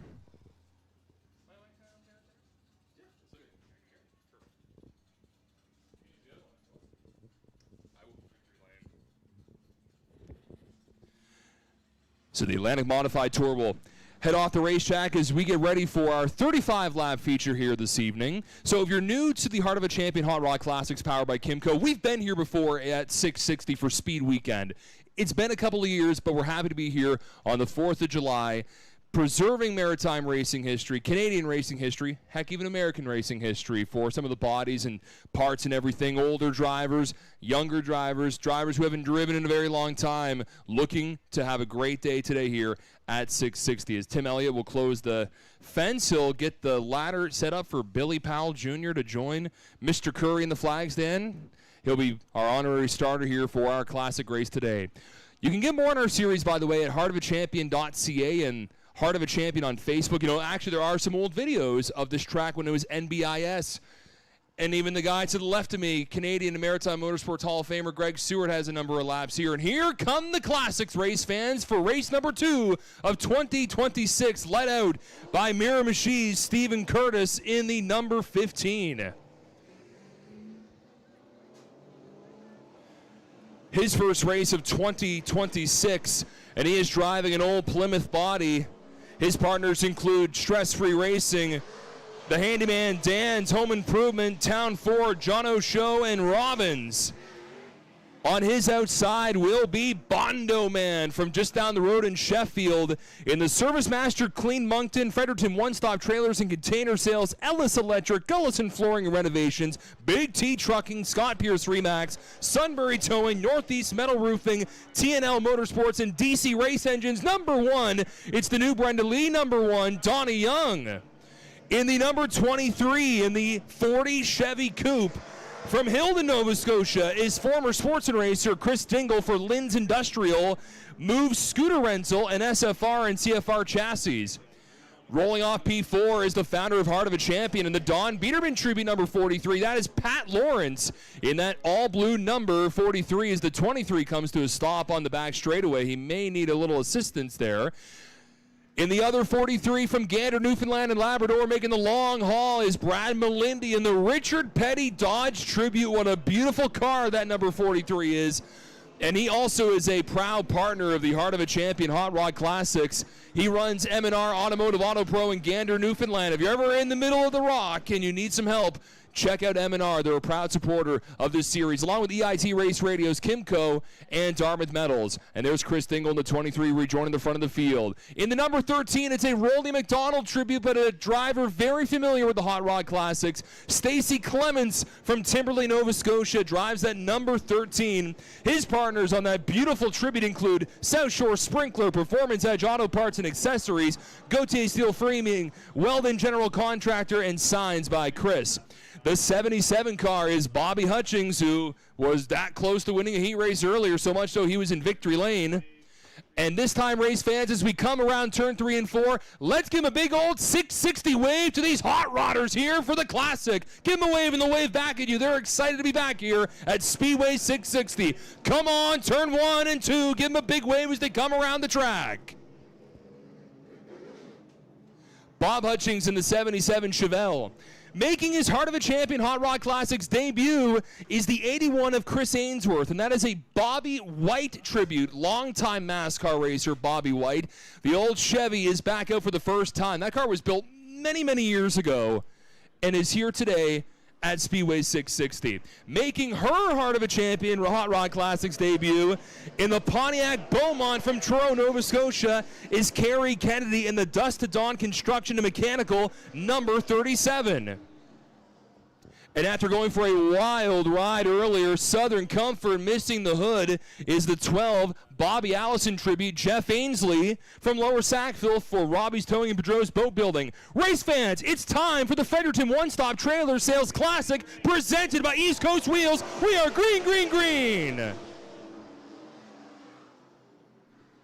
And unfortunately not able to make the race today is the 99 of Peter Lawrence. Cheater Peter blowing an engine in practice earlier. He's probably on the sideline watching this as we'll have a 35-lap feature.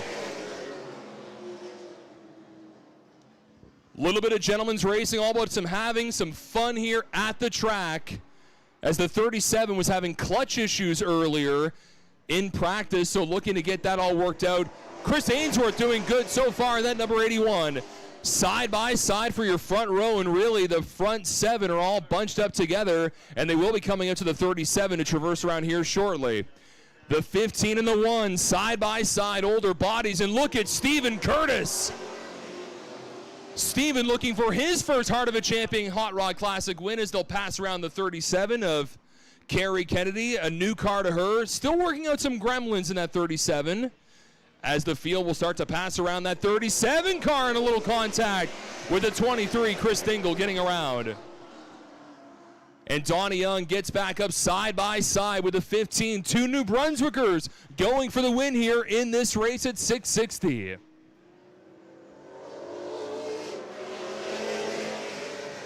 Stephen Curtis in the 15. That Plymouth has a new engine, a lot of horsepower in that number 15, and he is drag racing with a driver with a lot of laps here at 660, that being Donnie Young, Bondo Man. Bondo Man using the high side, doing a little two-wide racing. The battle for third is between Dingle and Patty Lawrence in the Don Biederman tribute, and the 23 had a little wiggle at a turn 2. New engine also in that 23, that 40 style coupe car. A lot of power on the inside. Now they're going to be coming up to Carrie again, Carrie Kennedy in the 37. Her first start, by the way, in the Heart of a Champion Hot Rod Classics. As they'll start to work a little single file here at the track. Again, Carrie was having some clutch issues earlier, so that car may be stuck in second gear. They were saying they were not able to get it fully out of second, but still making some laps here at Speedway 660. And Chris Ainsworth in the Bobby White tribute, his first time racing, so shaking out any cobwebs on that car in that number 81. Still great side-by-side racing up in front here at Speedway 660. We see the 15 and the 1 duel out for the East Coast Wheels Fredericton One Stop Trailers Classic here at Speedway 660. And Stacy Clements starting to stick his nose in that battle for third, along with Bobby Hutchings in the 77.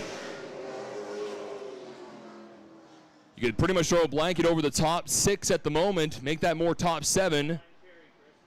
And now they're going to be coming up to the 2 cars of the 81 and the 37 as Stephen Curtis will lead another lap here at the track. 81 is able to pass around the number 37. Kennedy's going to keep her low as the rest of the boys will work the outside. And they'll be putting a lap down on the number 81 here shortly as the 37 will be passed around once again. Some single file racing, a 35-lap feature here today for the Fredericton One-Stop Trailer Sales Classic presented by East Coast Wheels at 660. And now the 81, the Bobby White tribute, the Russell White lumber car, will go a lap down here at 660. And there goes Bondo Man working the outside once again, trying to get close to Stephen Curtis. Bondo Man wants a win at home. He did it a few years ago. He's looking for another Heart of a Champion Hot Rod Classic victory. Stephen Curtis looking for that first big dance with glory here in his home province. And Patty Lawrence has broken away from the 23 and the 13. Less than 20 to go as Bill Powell Jr. looks over the field here. They're going to pass around and they get the halfway point signal. 17 in. This 35-lap feature, they'll pass around Kennedy once again. And the 1 and the 15 break away. Donnie Young working the outside marvelously. Consider again, he went for a wild ride earlier in turn 1 and 2 after tangling with the number 12, Jeff Ainsley. And Jeff Ainsley, speak of the devil, is pulling off the track, so issues still on Southern Comfort after being tangled up in that heat race wreck earlier. The 43 and the 13 have reeled in the 15 and the number 1. And Patty Lawrence in the 43, Don Biederman tribute is right behind the number 1. Older body styles, that's a Chevy Nova body on that 43, by the way. And the old Firebird look for the number 13, paying tribute to big Rolly McDonald. 13 car. They are going to be coming up to Kerry Kennedy. There's going to have to be a little bit of give here.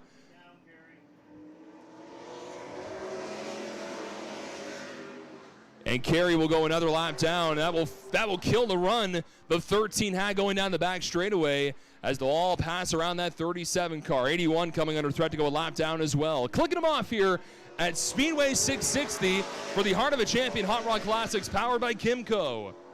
The Fredericton One-Stop Trailer Sales Classic presented by East Coast Wheels. It's been all New Brunswick in the front row tangling for a big checkered flag and a trophy. Ainsworth will be coming up to be lapped once again, and they're going to be coming up to 10 to go here shortly. Stephen Curtis looking for that first big win with the new big engine in the Plymouth. And single file will work around the number 81, Ainsworth. Longtime racer over in Nova Scotia. His first start in 12 years, and he's very happy back in behind the wheel of that number 81.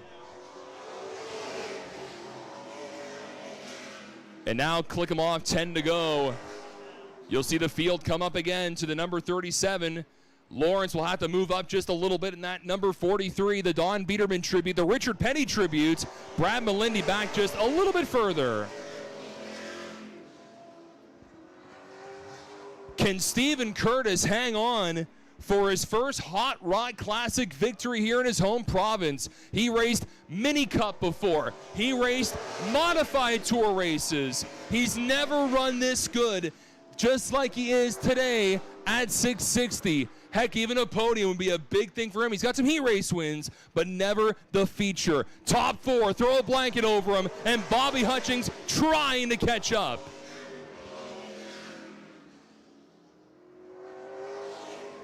It's been a classic, all right. 4 cars dueling for the win here at Speedway 660.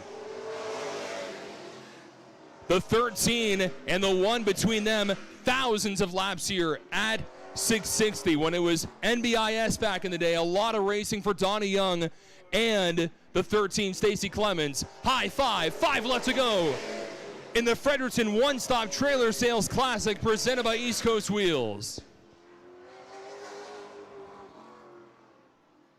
It's a big boy, big engine battle to wrap up this race with 4 laps to go.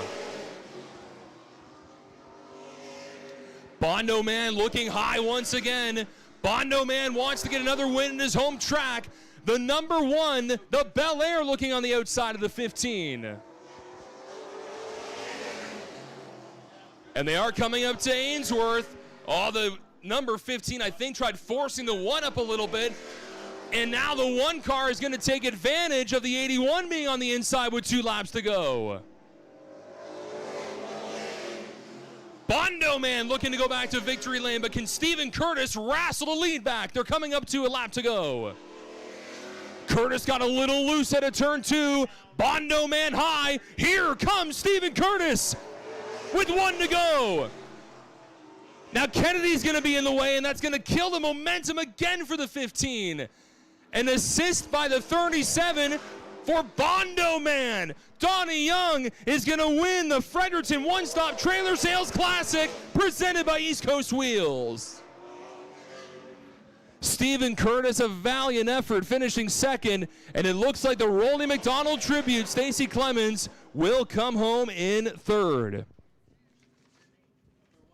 And down to Riverview Ford Victory Lane from downtown Sheffield. Make some noise, 660 for Bondo Man. Donnie Young winning here today.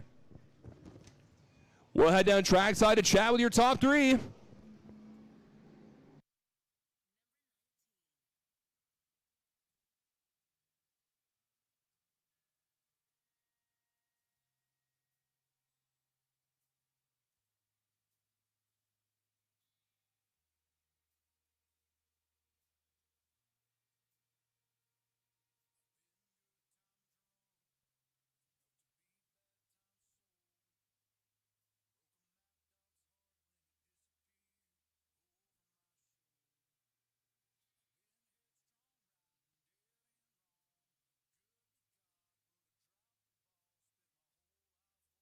After landing there in the heat races, how about Donnie Young race fans pulling up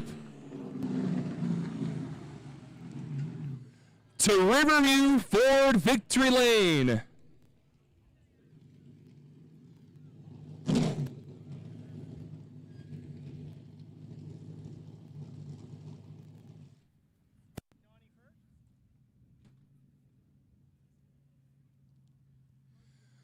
What a run by these hot rodders. Our first race here at the tracks in Speed Weekend 2024. By the way, race fans, with the Heart of a Champion Hot Rod Classics, we do a junior trophy program. So a chance, by the way, for a young fan to get a trophy from one of the hot rodders. We'll dish him out here in just a second.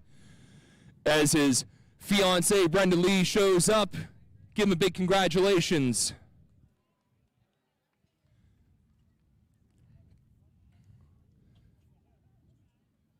Lot of laps here at 660 for this driver. Freddie Bannister going over to give some congratulations.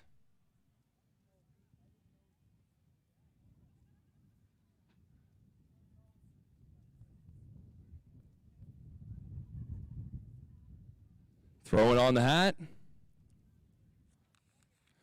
And there he is, race fans, climbing out of that number 1 thrower neutral. First, Donnie Young, our Heart of a Champion Hot Rod Classic feature winner. Wait a minute, is downtown Sheffield over in turn 1? Donnie, I think you got some fans over in the beer garden. How about that? You landed there almost earlier in the heat racing. That was not my first trip to the beer garden. Come on. How about back here at 660? I mean, what a race. You and Steven, you guys are New Brunswickers. We're back in New Brunswick. You guys put on a hell of a show today. Well, thanks, man. That was a lot of fun. First things first, we want to thank Greg Curry, East Coast Auto Sales, Kevin Curry, Fredericton One-Stop Trailer Sales, and EIT Radios. And want to thank all the fans for coming out in the heat, because it's hot. It is.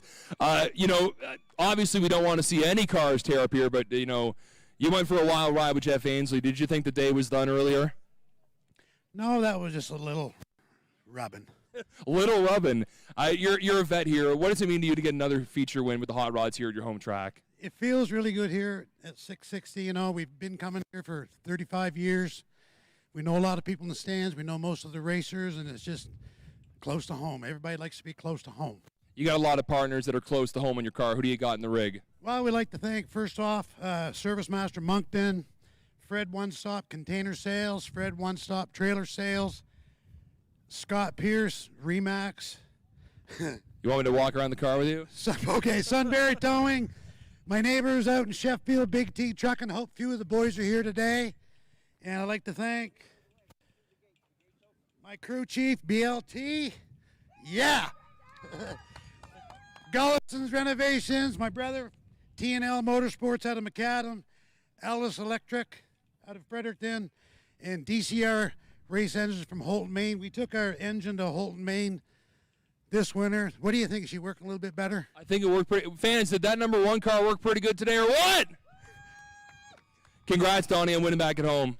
Thanks a lot. Appreciate it. All right, that's Donnie Young, race fans, the number 1. But you know what? This guy here, I was saying, he's raced Mini Cup. He's raced the Modified Tour. He deserves a big cheer just like Donnie Young. Let's give it up for Steven Curtis in the 15. I know you're a man of few words, but what did it feel like to run up with the big boys up front today? Man, it was awesome.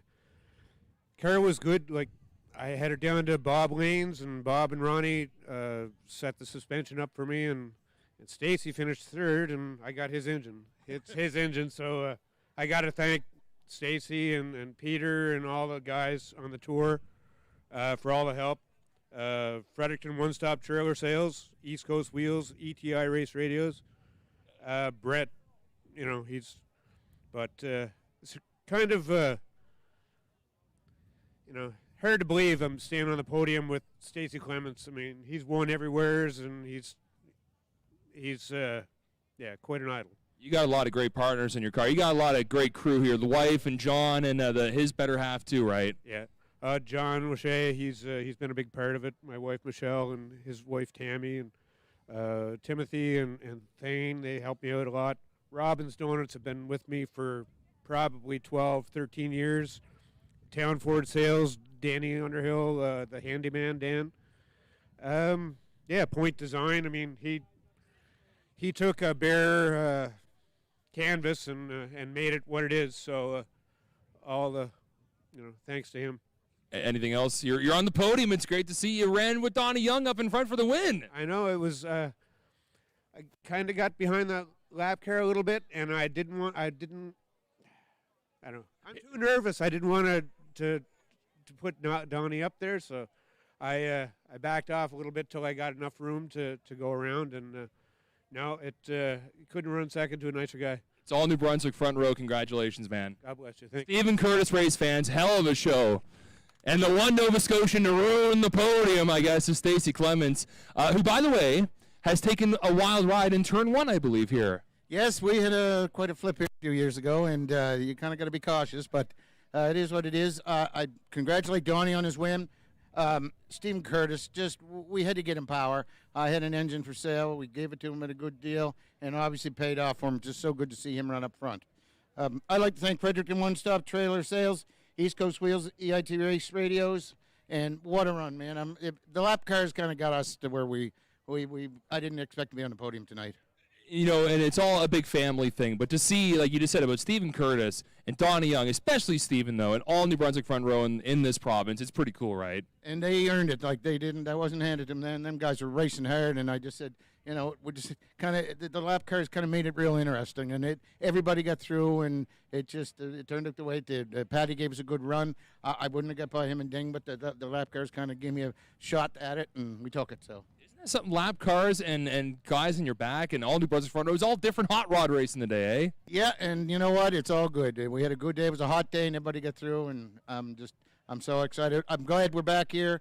We really love running here, and it's a driver's track, and I really enjoy it. See you in Oyster Bed. We'll see you there. All right, Stacey Clements in the Ronald McDonald tribute here at 660. I want to thank also the crew here at Speedway 660 for allowing us to be here. By the way, junior trophy time. Top 3 boys have some trophies. Stacy, Steven, and Donnie. And they're going to look for a couple young fans to dish out some checkered flags and these little trophies, by the way, little replicas of what they just got. So how about this? Steven Curtis, his first time doing this. So any young fan by the flag stand there, a chance to get themselves a little knick-knack here. I'm going to put John O'Shea on the spot. John used to be the announcer at Miramichi, Speedway Miramichi for a long time. You've been crewing with Steve Curtis. You saw him during his Mini Cup days and Modified Tour days and that old number 12. How cool is it to see him on the podium here at 660? Dylan, this has been so long coming. You know, last year, Steve didn't have any power steering. He battled power steering. He put his 350 street engine in the car last year to just run with these guys. And, you know, he did a pile of work, got the engine from Stacy, got a car set up so that it could handle. And this is just unbelievable. Just unbelievable. It's an awesome feeling. Thank you, John, a crew member on Steve Curtis.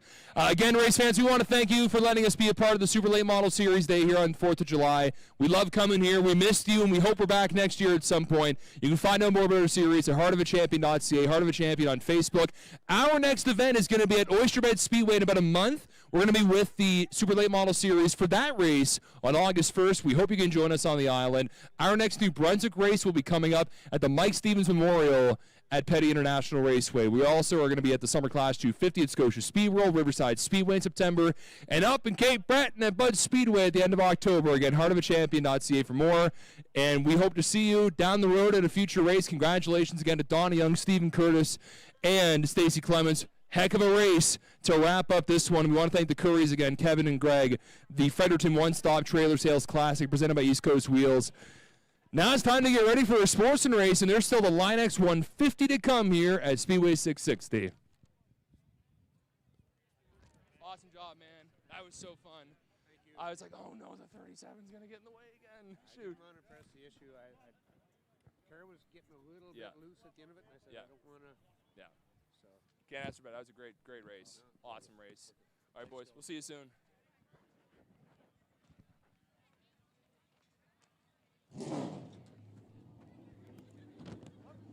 I gotta get out of here, Billy. It'll take me about 20 minutes to get up there.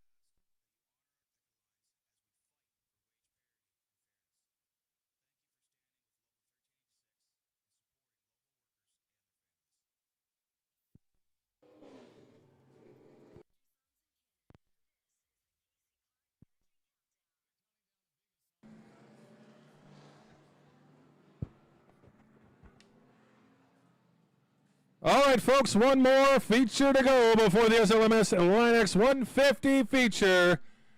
And we got another heck of one for you. 40 laps. This feature is the late model sportsman feature with the old musket Richard Atkinson out front. He won the heat earlier. Number 69 is BJ Gillespie. 37 is Jacob Logan. And in the 92, Scott St. Peter.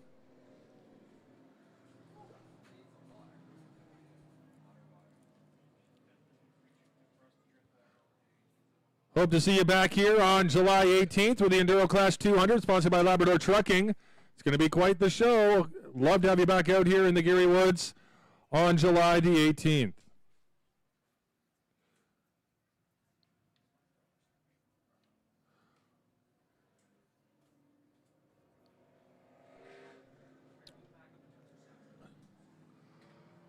Also, a big happy birthday for Marshall Goodwin. Happy birthday. Been with the track a long time, and that's from the whole family and the track.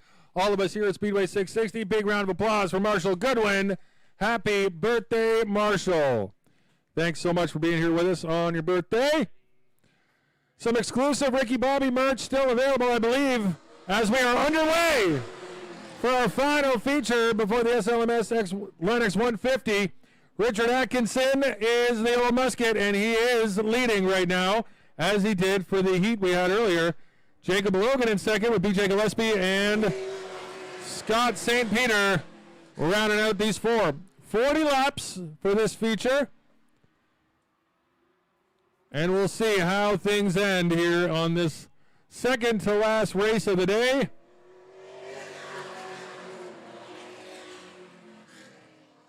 The Old Musket going to be asked to play a lot of defense here because Jacob Logan, B.J. Gillespie, and Scott St. Peter are all lobbying to get that top spot away from Richard.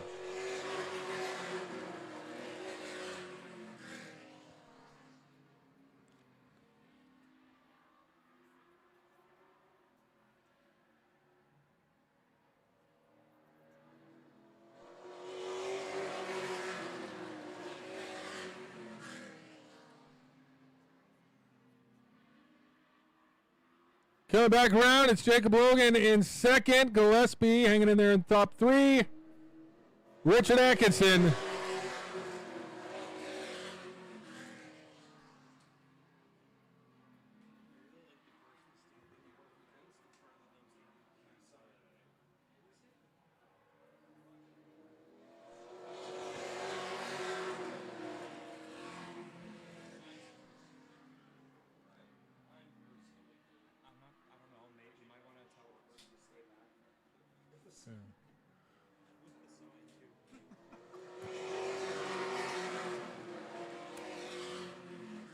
Quick reminder, please stay back from the fence, folks. Back from the fence.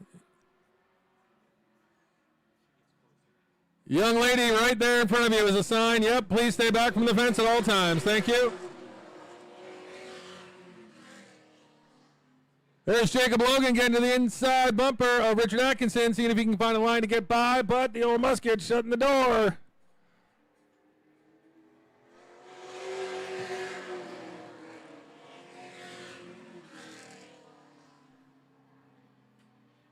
Getting closer and closer now. Logan trying to find that line, and I think B.J. Gillespie just waiting to see how that battle unfolds. That maybe if they get into it, B.J. can just slip right by. Logan now going high side, but Atkinson, nope, there he's just slowing down a bit. Logan almost 2 wide, 3 wide almost.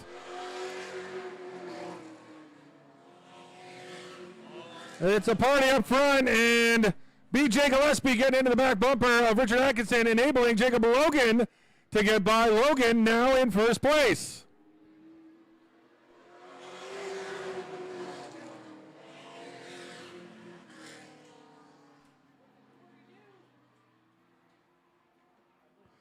A lot of race to go, though. 40 laps in this feature will be run.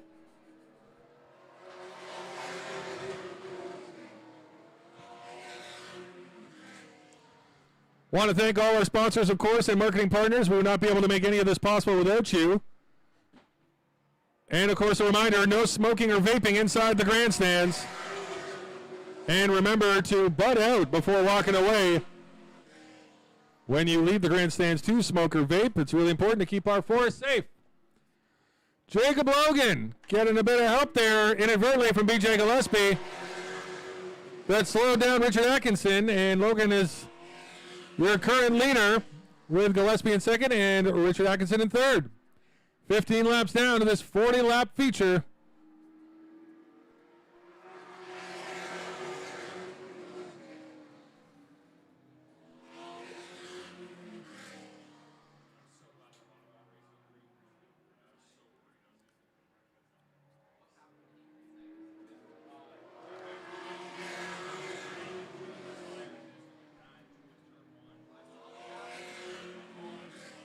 Shout out to Richard and his lovely lady Heather for inviting me to their tiki bar. I do intend to go one of these weeks.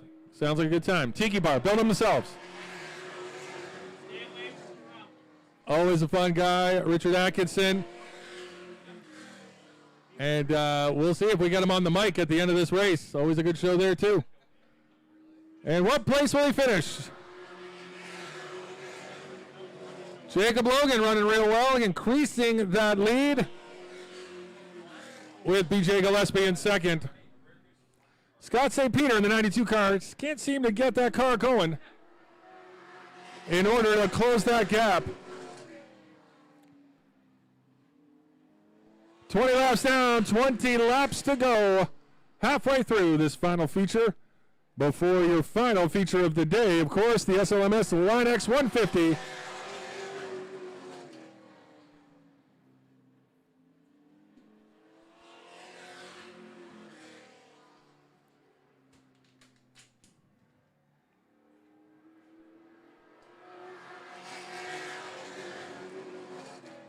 You can see the damage on the hood of Gillespie's vehicle after bumping into Richard Atkinson.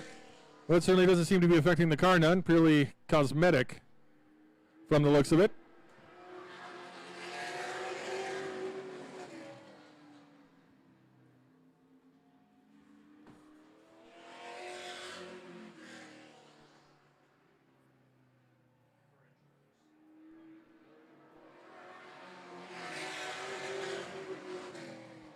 Of course, a big thanks from the Royals to all the fans, drivers, staff, and volunteers for being here and supporting Speedway 660.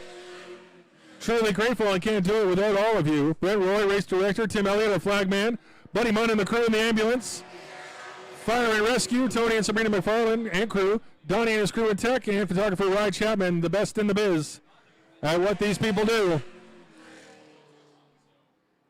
And we'll have the SLMS crew coming out to take things over for the final race of the day. 14 laps to go.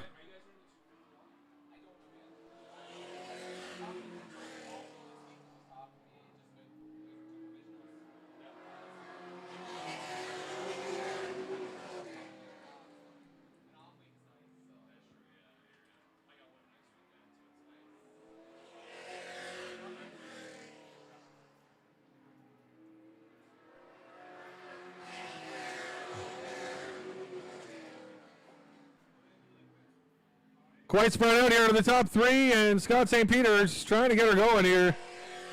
Been a full half lap down pretty much the whole way as Jacob Logan crosses the finish line one more time. Just over 10 laps to go, 11 from this 40-lap feature to close things out before your feature race.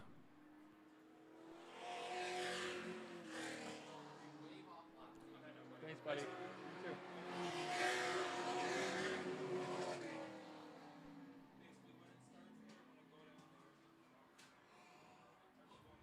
10 laps to go.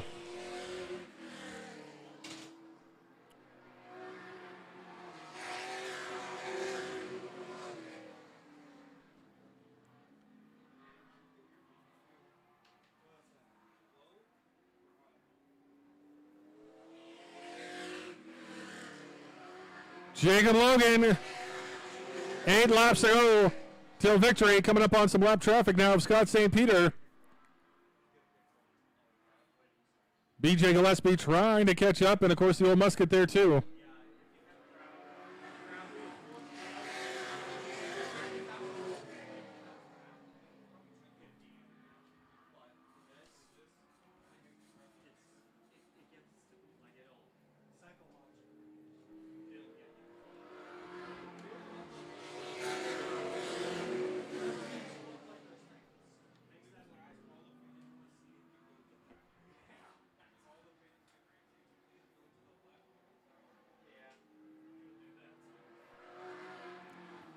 Five laps to go.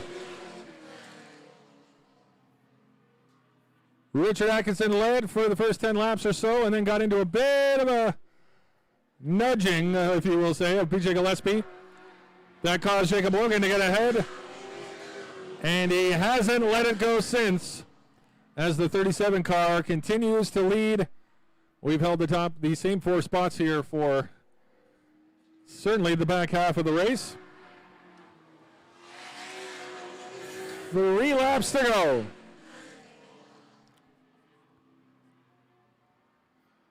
Logan increasing that lead. It doesn't look like anybody's going to catch him at this rate. But will Richard Atkinson make a move towards BJ Gillespie? Tim Elliott playing the drum solo from In the Air Tonight, as always. It's his favorite song. And we are 2 laps down here. 2 laps to go. White flag next time around for Jacob Logan in the 37 car. One more lap away from victory in this late model sportsman feature. Your final feature before the SLMS Line-X 150. And it's going to be Jacob Logan with the victory, followed by BJ Gillespie and the old musket, Richard Atkinson.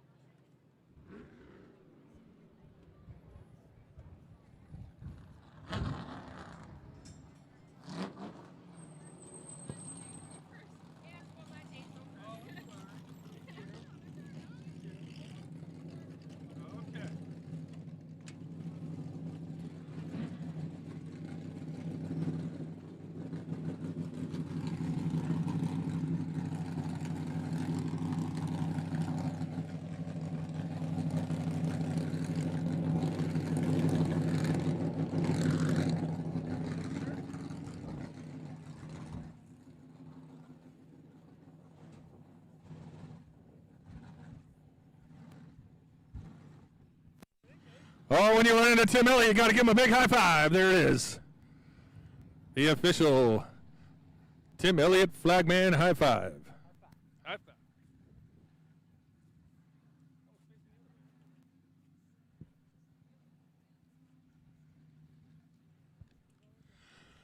Speedway 660, your winner, the 37 car, Jacob Logan. Good, sir. You're probably sweating like a machine yourself. I won't take up much of your time. With 4 cars, can still be quite competitive. You saw BJ sort of get into there with Richard. You were able to sort of benefit from that. Got ahead, got a lead, but a lot of open track out there, but certainly a lot of competition as well. Yeah, no, we're all pretty tight there. No, it's a good group of guys to run with. Awesome. Who do you want to thank for the car today? I got to thank Greentail, Scott Pierce at Remax, East Coast Elite, Northeast Metal Roofing, McKay's Garage, On the Move Diesel Repair, Claycorn's Custom Concrete, Jared Little Electric, McCann Construction, Creative Renovations, Southwest Surveys, the Lunchbox, JD's, Hillview Auto Repair, 13 Towing, Briggs & Little Woolen Mills, Northside Auto Parts, Target Developments, and got to thank the wife and mother and father and everyone for putting up with all my shenanigans. Number 37, Jacob Logan, give it up for him. Are you proud? You want to say good job? Good job. There you go. The seal of victory right there. She said good job, not great job. I'd say it was a great job, but she's tough. She's tough.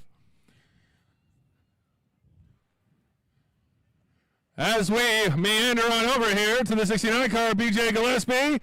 Good, sir. Congrats on a good race. How'd you feel out there? Well, I gave Logan the lead there. Should have had some patience there and tried to go 3 wide a little later, but, I mean, it was all fun. I mean, yeah, we tried.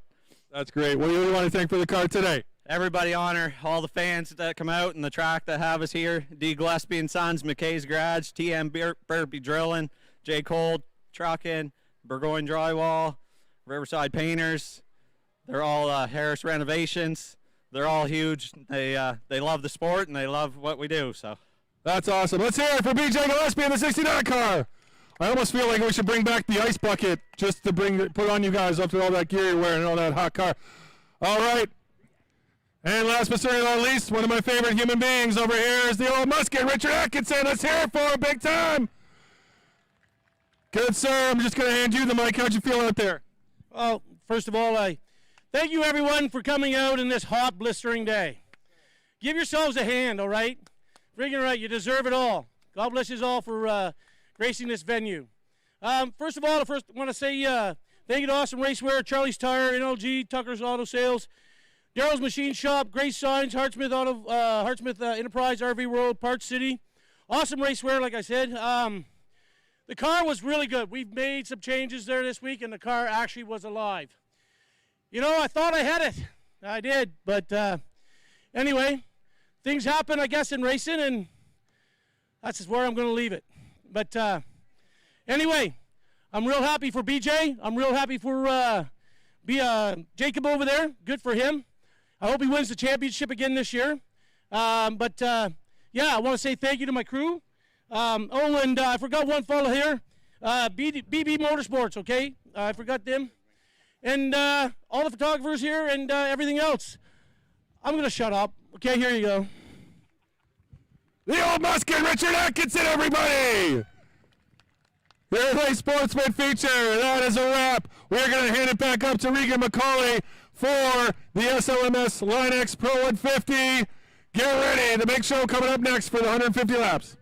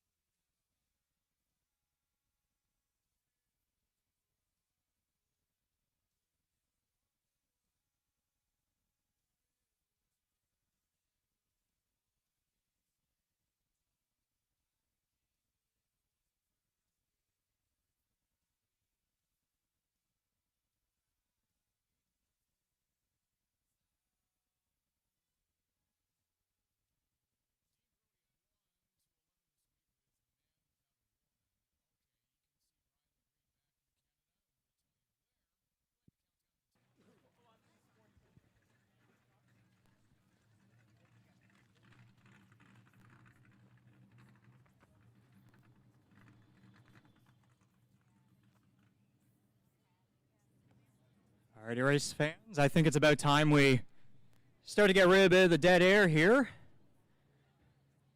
As the cars and stars of the Easy Clean Super Late Model Series line up here on the front straightaway ahead of driver introductions for the Line X 150.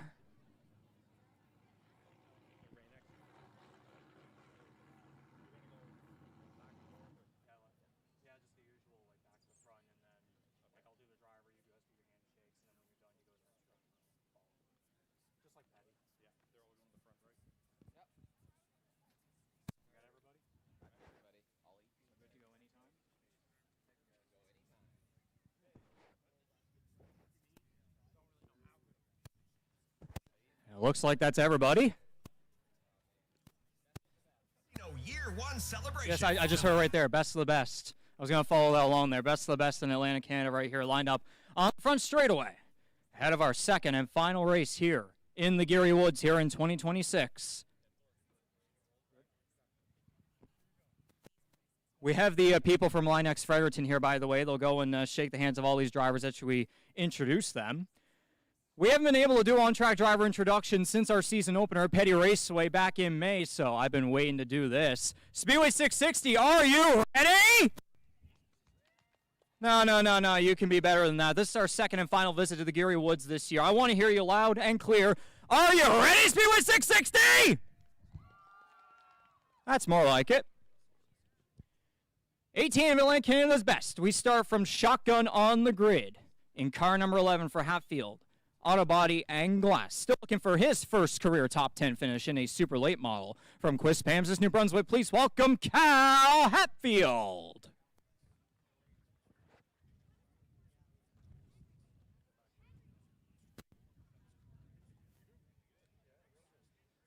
Good to see this driver back with us on the series here. He made one start last year here at Speedway 60 with us in the R.A. Lawrence Engineering Limited number 14 car from St. John, New Brunswick, a former EIT Race Radio's pole sitter of this race. It's Andrew Rogers.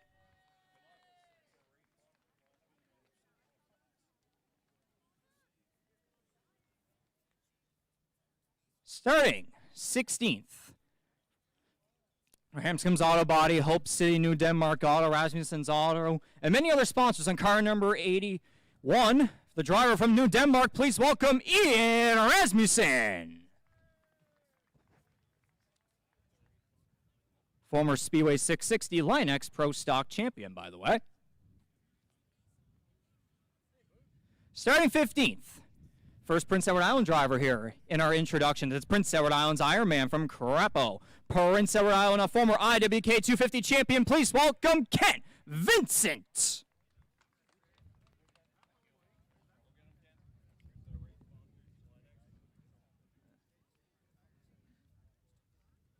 Next up for Halpin Excavating, GD Fabrication Race Cars, CRF Chassis, Jim Millett and Sons, and many other sponsors on car number 03, a former Pro Stock 250, a runner-up finisher from the port city of St. John, New Brunswick. It's Steve Halpin.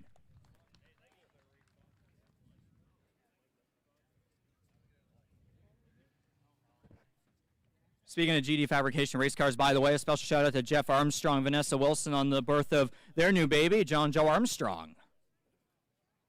Next up, car number 30, one of our Castrol Rookie of the Year contenders on the series for East Coast Auto Salvage and Car Crushing and Leo's Service Shop Auto Parts. From Mouctouche, New Brunswick, please welcome Marcel LeBlanc.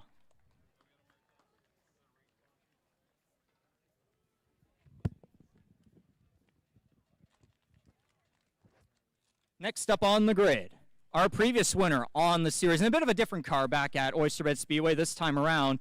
He is driving in favor of our points leader, Tanton Woolridge, in the California Remax. Livingston Steel and King competition number 01. From Jolly-Care, New Brunswick, it's Corey Hall.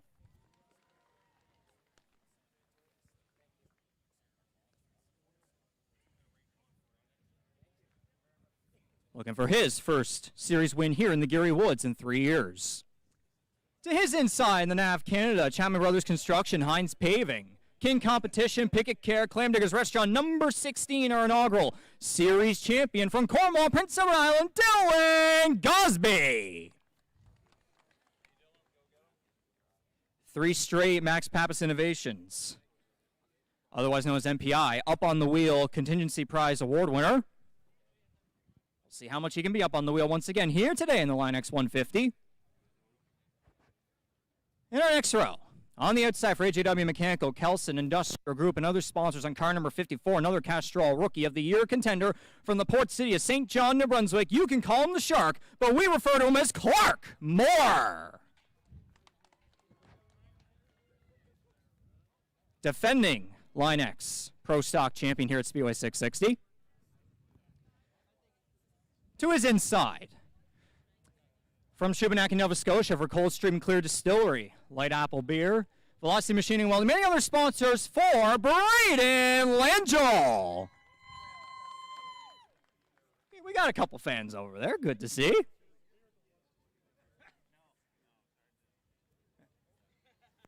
You got the Coldstream Clears fans. You got the Coldstream Clears ready just in case he goes to victory lane. Sure, we'll go with that. Next row, repping the title sponsor of the Easy Clean Super Late Model Series and Easy Clean Pressure Systems, number 97.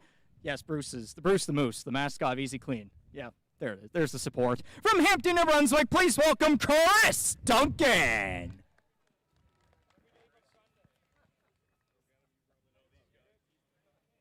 Former track champion. To his inside, a former Castrol Rookie of the Year in the series from our inaugural season for Bayview, Kenworth. In car number 43 from St. Martin's, New Brunswick, round of applause for Hudson Weston. Oh, okay. Their fan zone's over there. I'd love to see the face boards back at some point, by the way. Or whatever those are called. Starting to get towards our top 5. Starting in 6th. Horn and Sons Limited Carmichael Top Shelf Cabinets. Many other sponsors on car number 20. He was the runner-up at the Easy Clean 150 back in May. Looking to make up one position higher from Oak Bay, New Brunswick. It's Greg Fay.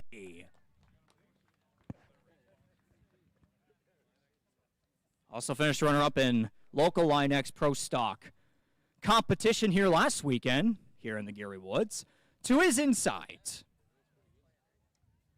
former Easy Clean 150 winner from last year for the Snell Group Realty and the Power Store. Line Somerville Racing, TL Armstrong Sons Limited, Lumberjack Subs, and many other sponsors for the driver from Baxter's Corner. Number 10 is Devin Snell.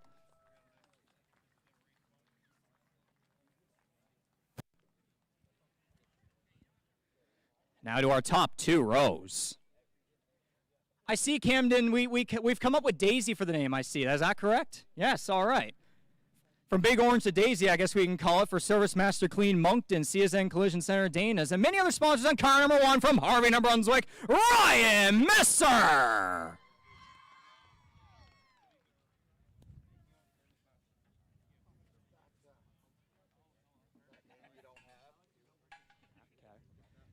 Mona Ritchie's Carpet and Warehouse.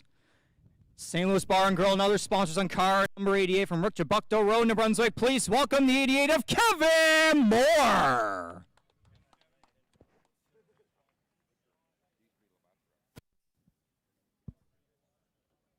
Dunham's contracting on that beautiful machine as well. So now we get to our top 2. And our highest Prince Edward Island driver on the grid. Watch yourself, Matt. It's the East Coast International, tops the floors, Morrison's Transport, and other sponsors on car number 32 from Stratford, Prince Edward Island. Please welcome Chris Hughes.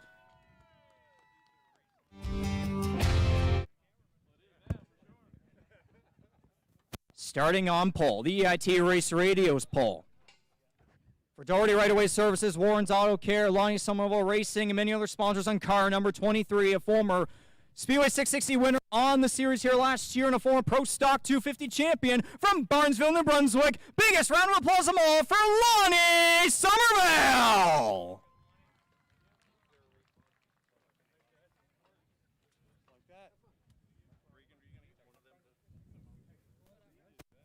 Lonnie, I'll very quickly get to you here. I know we were talking earlier. We remember what happened back the last time here at Speedway 660 in May. Obviously, not the ideal result. You had to leave the race just about around halfway or so. But this looks like a good start to a possible rebound here, knock on wood. Yeah, I mean, can't go anywhere but ahead, or we don't want to go backwards, obviously. But we debuted this race last year and won it, so hopefully we can repeat. It's been a great pleasure working with Preston Peltier Racing and all them, right? Absolutely, just very knowledgeable and very eager to have his cars running up front, and always calling and asking how we're making out and trying to help us today. And we just made an adjustment right before we come out, actually, because I was talking to him on the phone. So definitely, P1 chassis. There's a couple of them up here now, and a few more guys wanting them. So probably be a bigger presence next year. Yeah, and the weather's been doing its thing here today, hot and slick. The sun is starting to go down. We've had a cloud cover over the day, and rubber's been put on the racetrack. But what's it going to take to come on out here a little bit more closer to the nighttime here against this stout field? I think the biggest thing, just because it is hot and slick, is just making sure the car doesn't get freeing, because that's kind of tendency of this place. And once you loosen in the turn, it kind of ruins the whole end. So we worked pretty hard today on hoping we could fix that, and hope we didn't make it too tight for center to take the roll speed out of it. But I feel like we're okay. You'll never know till 150 laps are over, but we'll give it a shot. Have fun. Good luck. Thank you. One more time, folks, for your EIT Race Radio's Paul Silver, the 23 Lonnie Somerville. So all drivers introduced. And now at this time, race fans, we ask that you please rise if you're able and remove your caps for the playing of the Canadian and American national anthems.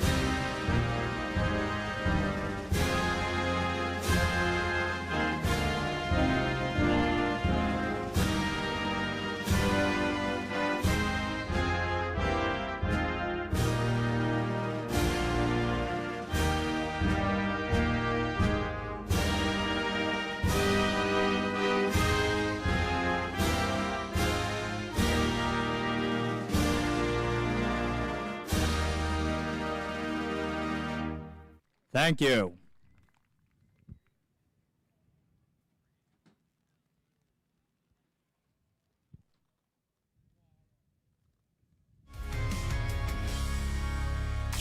New Country 92.3.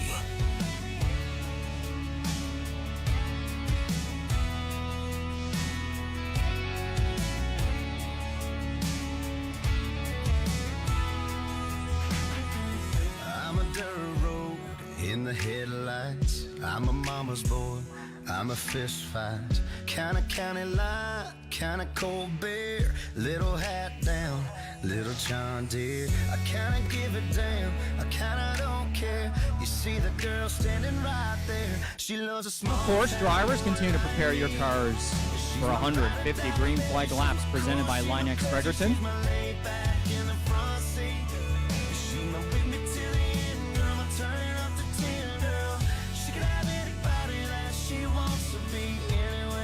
Officially cross flags in the air for the 2026 Easy Clean Super Late Model Series season. 3 races down, 3 more to go ahead of crowning our 4th champion in series history in August at Pettier National Raceway with the Riverglade International.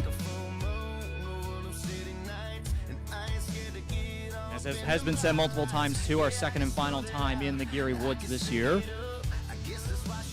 For most drivers, this will certainly be a tune-up for the 26th annual Pro Stock 250 set to come on Speed Weekend in early September on the Labor Day weekend.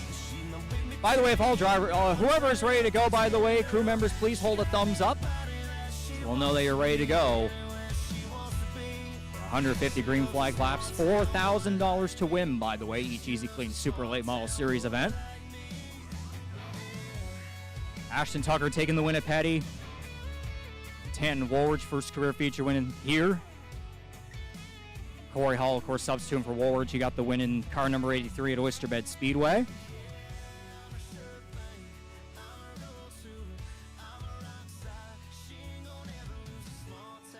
I want to give a special shout out to one of our Easy Clean Super Late Model Series directors, Robbie McLean from Prince Edward Island. Obviously not here with us today, but I know his daughter Shelby recently celebrating a 24th birthday, so happy birthday, Shelby McLean. We'll see if a Prince Edward Island driver can come out of here with a victory and join Woolridge here tonight for her. Tim Elliott, you can give me the thumbs up when we're good, by the way. Oh, we're good. Okay, we're good. We got the thumbs up. So, to give the command to get these engines fired up for 150 green flag laps presented by Linex Fredericton, we have Bryce from Linex Fredericton. Bryce, give the command. Drivers, start your engines.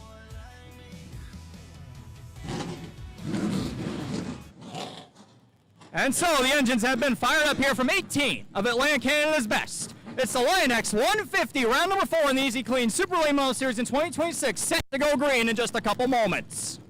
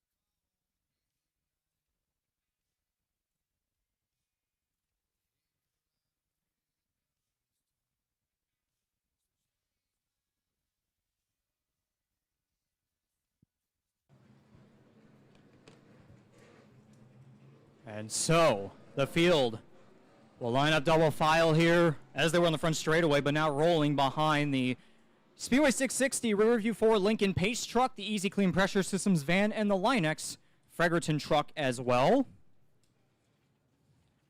Again, one more time, Linex Fredericton, located at 160 in Greenview Drive in Hanwell, New Brunswick, where they offer a full line of protective coatings and vehicle accessories. You can follow them on Facebook and Instagram. Visit them online at linex.com. I can see Bruce the Moose giving the wave to you, all of your race fans there on the passenger side of the Easy Clean Pressure Systems van.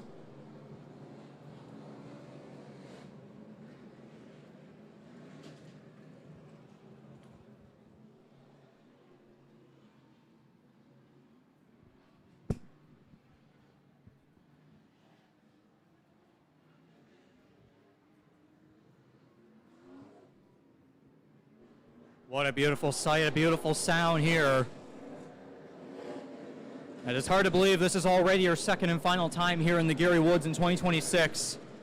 The first half of the season just flew. And I'm sure this second half here, it's going to all unfold here right in front of each and every one of you here at Speedway 660. We had a phenomenal race, the Easy Clean 150, back in May. Now we're going to get a little bit more of a closer to sunset, maybe closer to turning track lights on territory. It's certainly been a hot day. We'll see how conditions and temperatures kind of play around here with the racing product as we get closer to nighttime.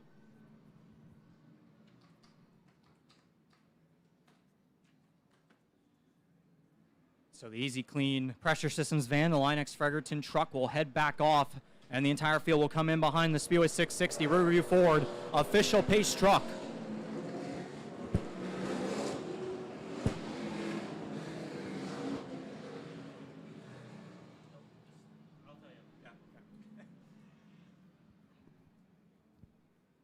New Brunswick and Prince Edward Island, both together on the front row, a pair of maritime racing veterans. There's so much old, so much young throughout this entire field here. Old timers, veterans, young guns, rising stars. Phenomenal parity we're seeing here, and we've seen throughout all of our races across the 2026 season.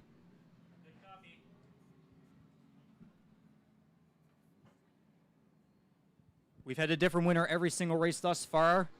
We'll see if that trend will continue. Or maybe does Corey Hall go back-to-back, but in a different car this time around in that 01.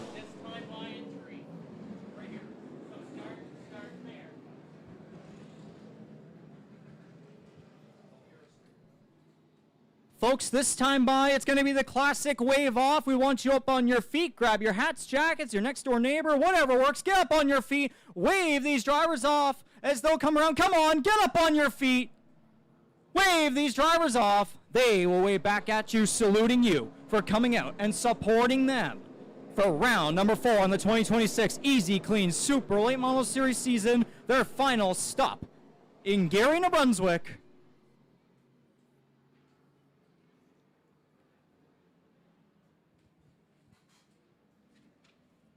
It was certainly a pleasure to entertain each and every one of you here back in May, and we're going to do it one more time here, especially as a tune-up for many of these race teams for the upcoming Pro Stock 250 on Speed Weekend. And many more great races to come as well for the local Lion X Pro Stock division.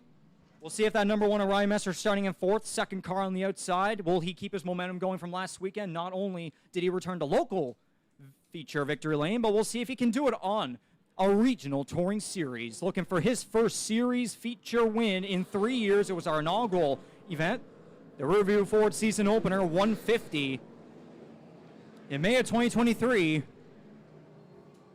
A Mother's Day weekend nonetheless.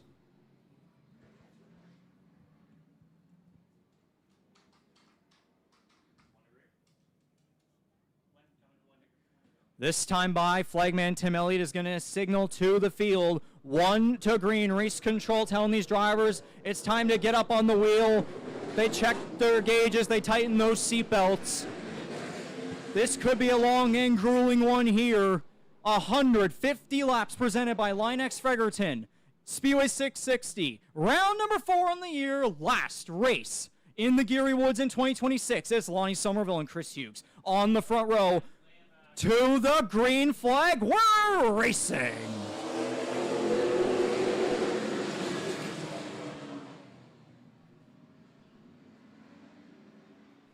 And no, we're not.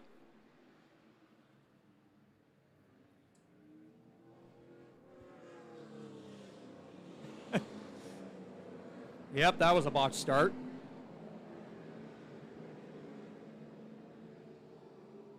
Obviously, we saw there Hughes get going ahead of Somerville, but it may have looked like the 23 was maybe playing a little bit of a game right there going into the starting zone.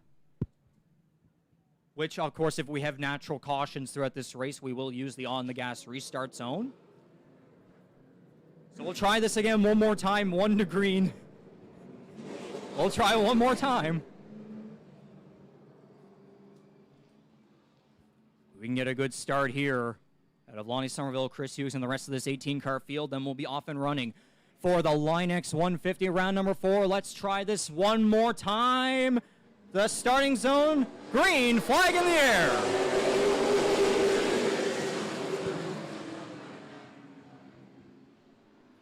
That looks much better as Somerville will clear ahead down the back straightaway. Kevin Moore with a big jump down the back straightaway past Chris Hughes. Warner running the 88 hole, and that causes an accordion effect through the rest of the field. We almost had some 3 wide there at a 4 and down the front straightaway, but everybody kind of gets back in good position. A great run to Moore right there on the previous lap as they come back around to the start-finish line for 2 laps completed. Ryan Messer has shot to the outside of the 88 of Kevin Moore. They'll be wheel to wheel down the back straightaway, coming back to 3 of 150 laps completed. Last year's Recar 200 winner still up front. And the Doherty right away services in Warren's Auto Care number 23. A bit of a bumper from the back of the 88 there. Or from behind from the 88 as Ryan Messer will now jump to the outside of all that. The Service Master, Clean Moncton, number 1, otherwise known as Daisy, to the outside. About half a car length trying to get perfectly door to door with the 23 down the back straightaway and through 3 and 4. The 88 following in close behind. A great run early on here so far. Knock on wood out of Kevin Moore. After last year not being able to get to a single checker flag in any start that he made, the 88 of Kevin Moore has certainly flipped the script in races this year. As Chris Hughes is trying to find a hole underneath the 88, but Kevin Moore shuts the door. 32 backs off. That allows Devin Snell to get to that right rear quarter panel, and now he gets back in behind the 32. Somerville clear back ahead of Messer, coming back to 7 laps completed.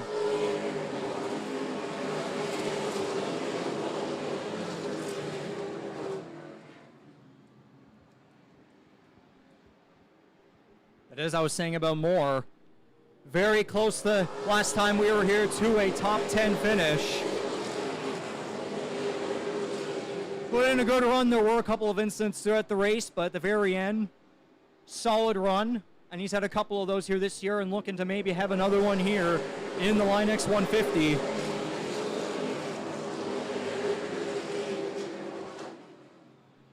It's a pair of veterans right there. 3rd and 4th is Hughes. Looked high and now goes to the bottom more. The 88 stays up high. 32 underneath as Somerville and Messer are starting to get away. Messer staying close along that rear bumper of the 23. I've been talking about the Pro Stock 250. This certainly looks like a preview here as Messer gave the tap to the back of the 23. He said hello. How you doing?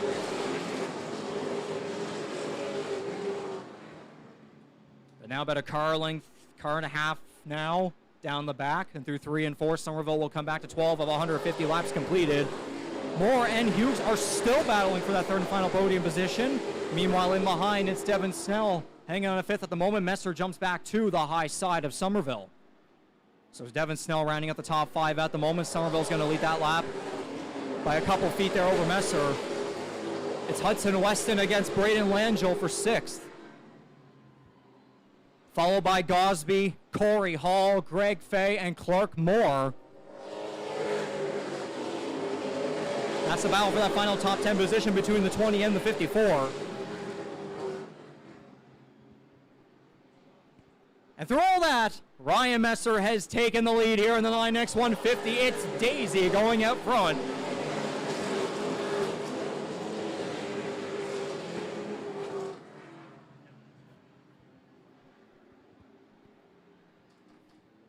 Chris Hughes has cleared into 3rd, then in behind Devin Snell follows him on the inside. Kevin Moore has dropped back to 5th. Braden Langell looking underneath him. Hudson West and Dylan Gosby are wheel to wheel in behind for 7th.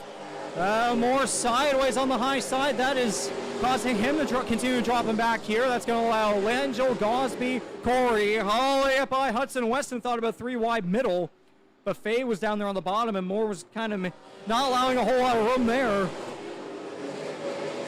But we go back to all good here. So Messer will lead coming around to 19 of 150 laps completed.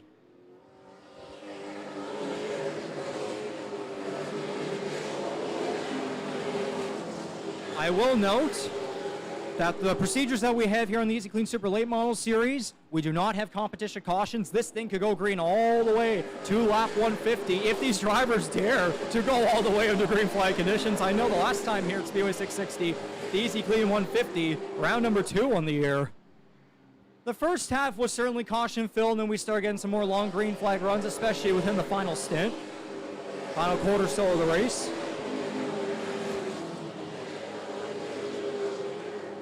So far, so good. A little bit of a different script going on here at Speedway 660 as Ryan Messer continuing to pull away from Lonnie Somerville. That number 1 has been fast all day, including in practices.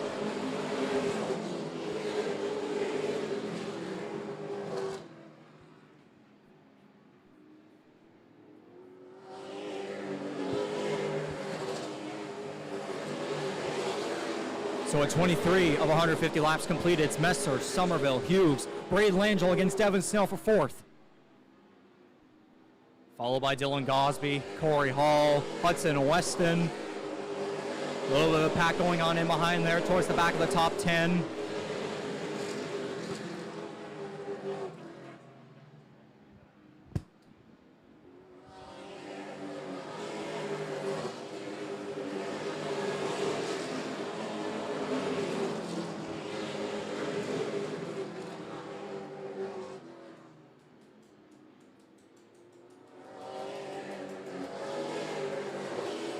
Braden Lange on a bit of a hard charger right now as he'll slide in a 4th place ahead of Devin Snell. Oh, Gosby was underneath the 10. There was a bit of contact there.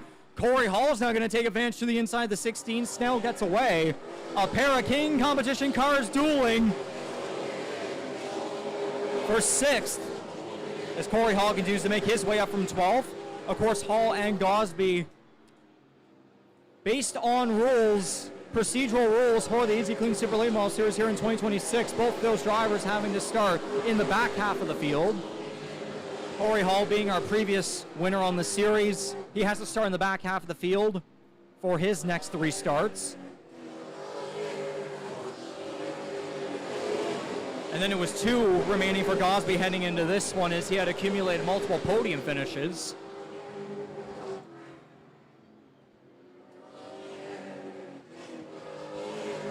So yeah, you may call it a penalty. You might. Procedurally, yes. But at the same time, it does allow these drivers an opportunity to get up on the wheel, charge their way through the field, and put on some exciting racing for all of your race fans.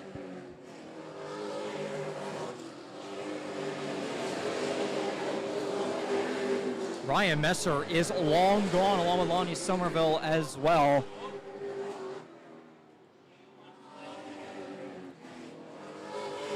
At 32 of 150 laps completed, it is just about 2 seconds separating the 1 and the 23. And about just over 3 seconds or so between the 23 and now a battle for 3rd. I was going to say there was a snake going on there from about 3rd on back, as now it's Braden Langell shooting around the outside of the 32 of Chris Hughes. Now Devin Snell will try to capitalize on the outside. On that right rear of the 32 East Coast International Van Dorn machine. I know the last time we were here, Chris Hughes had top 5 pace, particularly during practices. Looked like it could have been a top 5 or a top 10 finish in the Easy Clean 150 feature. But a flat tire relegated him to outside of the top 10.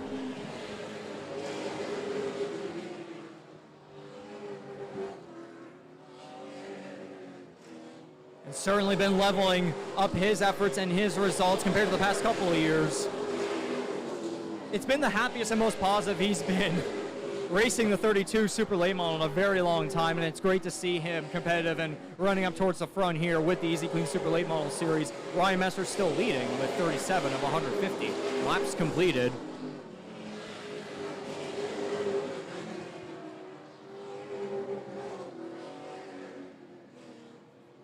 Corey Hall making an attempt around the high line against Devin Snell to make his way to 4th, continuing his charge from 12th. Maybe a candidate for the MPI Up on the Wheel contingency prize. Dylan Gosby has won over the past 3 races, every race on the year so far.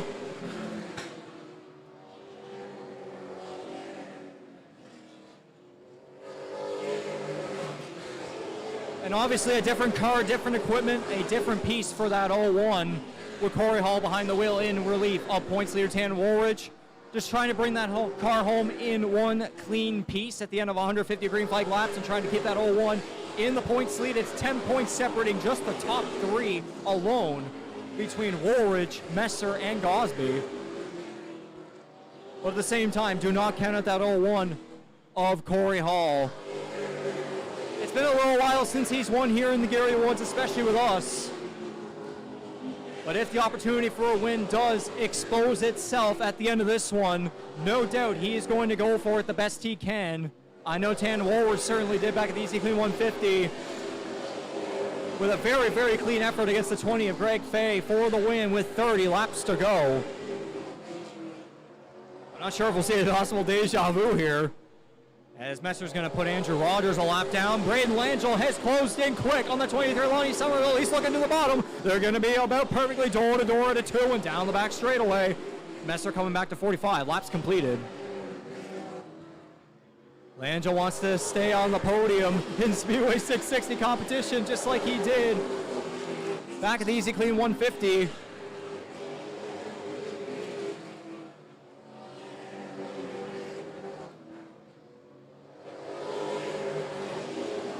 Long green flag run continues here, almost at 50 laps completed, almost 100 laps to go on the Line X 150.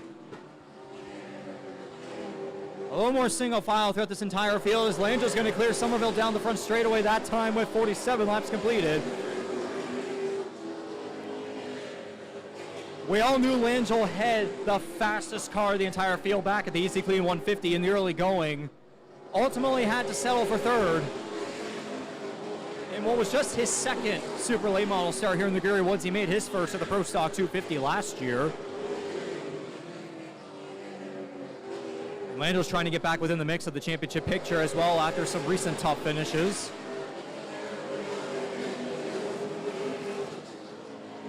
Particularly at Oyster Bay Speedway, outside the top 10 in both of those races.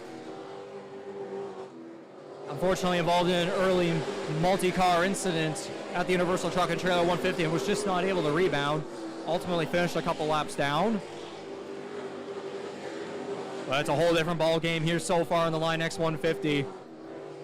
So it's Messer in the lead, Langell second, Somerville third, Devin Snell in fourth. Corey Hall has been trying lap after lap to find a way past the 10 while also trying to keep that car conservative towards the end in basic Tanton Woolridge style, Tanton Woolridge fashion.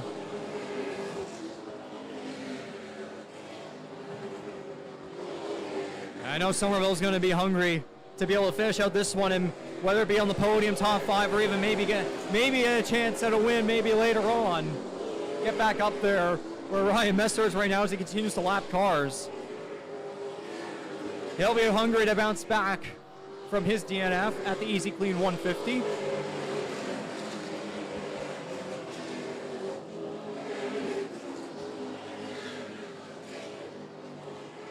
Hall 5th, Weston 6th, then Fay, Gosby, Halpin, and Clark Moore rounding up the top 10 at the moment. Trying to pull off another top 10 just like he did in his first super late model start back at Oyster Bay Speedway. That guy was running highest 5th early in the race. And for a high banked oval, you know, Nye's used to it compared to here, where it's not nearly as much as Oyster Bay Speedway here at Speedway 660. Not the best finish for the 54 last time around here, but at Oyster Bay Speedway, oh, the momentum from there is looking good here so far.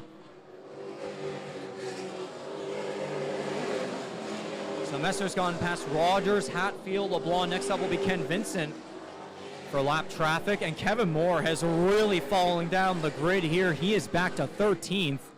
He was battling a really, really loose car, and just I heard something about the tires as well. Not the best grip earlier during practices. As Corey Hall has gone past Devin Snell, is now looking at Lonnie Somerville to get onto the podium. It's 4 cars, a blanket over them right now. Somerville, Hall, Snell, and Hudson Weston.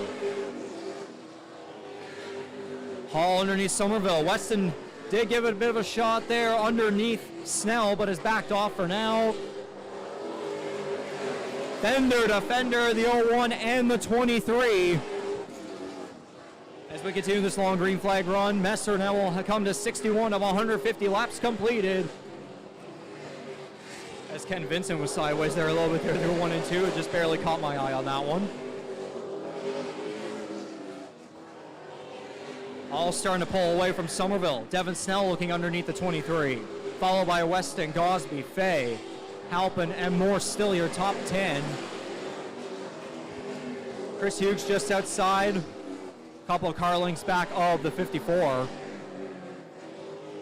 As Hughes is trying to point his way up towards the top 5 in the point standings. Snell has gone past Somerville. Now Weston underneath.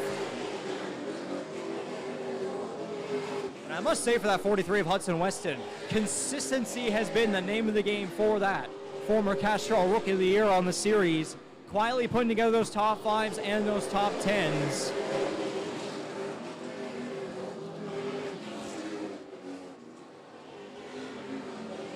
I know that driver, a former podium finisher with us 2 years ago when we had the season finale here at Speedway 660. At some point, I have no doubt we are going to have a breakout performance out of that 43, a quiet underdog at a track where he's had past late model sportsman success. As many podium finishes in super late model competition, but still looking for that first win, both locally and regionally.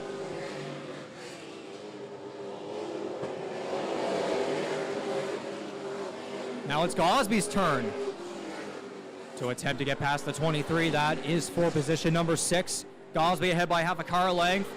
But there's a bit of a trap right there. Andrew Rogers within that mix there, as Weston, Somerville, and Gosby are all trying to get past him. Lap traffic playing a big factor here. As Ryan Messer's going to come to 69 of 150 laps completed. Man, oh man, has that one been dialed in so far in this one. Ahead of the 26 right now, it is 4 seconds between the 1 and the 26. Looks like Daisy has finally come to play. No podium finishes yet on the Easy Clean Super Late Model Series this year. If this keeps going, what a story this could be.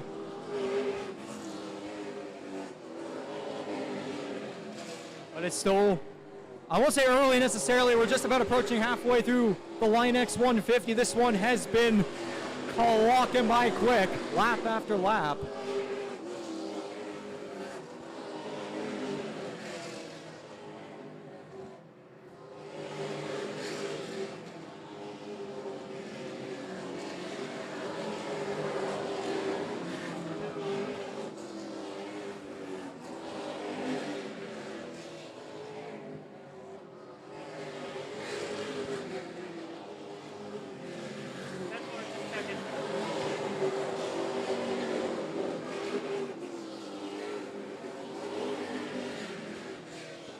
It's a decent distance between the 26 and the 01 at the moment, although it does look like Hall is very progressively starting to close that gap. Langell just now getting the down the back straightaway past the scoreboard. Now Hall's off a turn 2.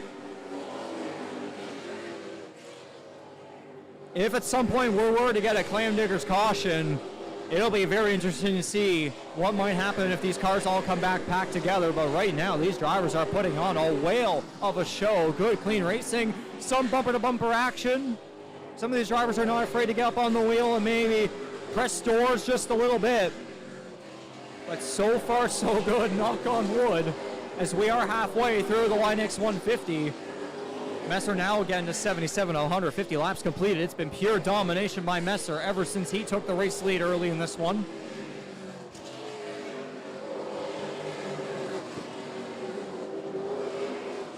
So now we're at Messer, Langell, Hall, Snell, and Weston, your top 5. Gosby, Somerville, Halpin, Clarkmore, and Greg Fay, your top 10.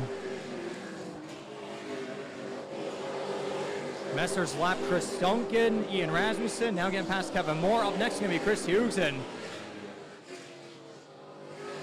man, it's going to be tough seeing Messer go and put Greg Fay a lap down. Not at all the product that of the 20 that we saw back at the Easy Clean 150 in May.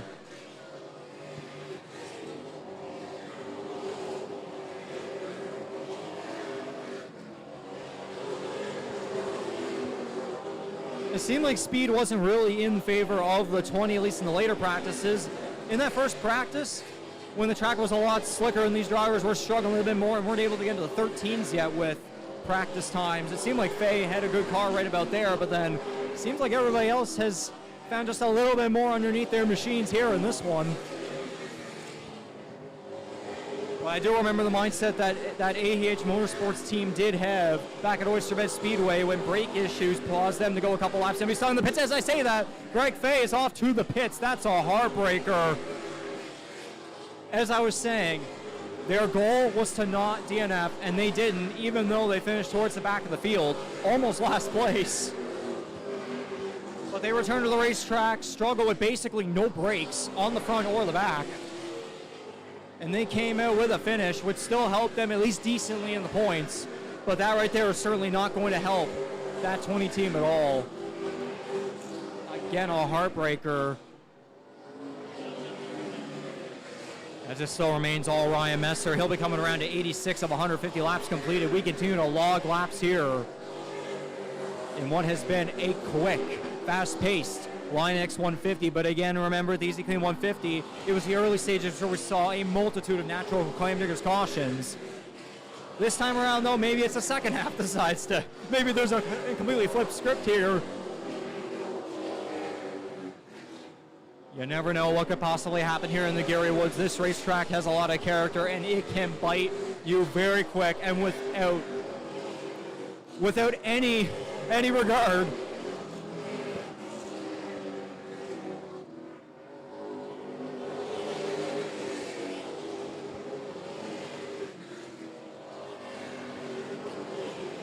Whether you're here at the racetrack or watching the replay, coming in a couple days here on RacingAmerica.tv, you can tell here Hall is starting to close down that 26. At least if you can see if the camera is going on those two cars right now. There's starting to be a bit of a closer and closer gap each of these laps here between the 26 and the 01. Again, if we were to get a restart, I'm not sure if the 26 and the 01 could go up against the 1. But it'd be very interesting to see in the short run what could happen. But again, we're still green flag racing here at Speedway 660. Still no sign of Greg Faye from the pit area. His night might be over.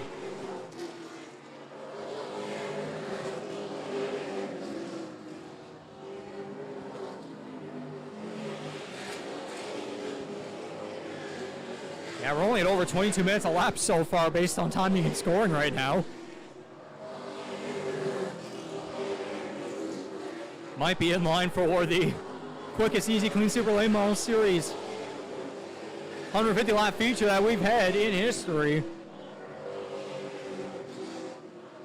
It's still far from over. As a bunch of these leaders are trying to navigate lap traffic and trying to keep all those gaps as long as possible between drivers behind them. Trying to close the gaps of drivers in front of them. Obviously not the story of Ryan Messer right now at 95 of 150 laps completed.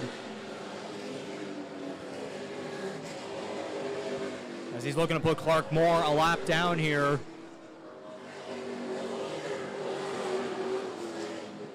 Essentially half the field has gone a lap down at the hands of the number 1. Lonnie Somerville might even go down a lap after being the EIT Race Radio's pole sitter and being in an early battle there with that number 1 car.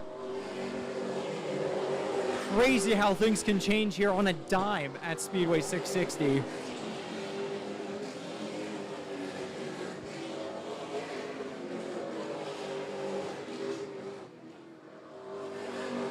Right now, no lead lap battles going on throughout this entire field. It's all about lead lap cars navigating lap traffic while trying to keep their cars conservative and go all the way to the end here of the Line X 150.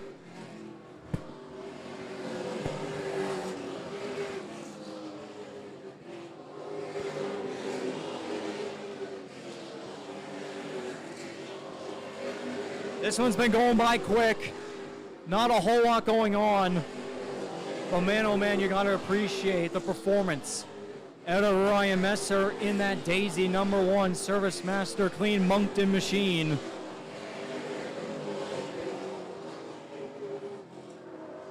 That's Sierra Chassis continuing to be on absolute rails here at Speedway 660. A statement performance we're seeing out of the Harvey driver. It'll be interesting to see how the points stand if we were to end this race how it is right now. It would be interesting to see where the championship standings will be towards the top, especially for that top three in particular, when we go back to Oyster Bed Speedway on August 1st for another 150-lap feature. Back to a place for Messer.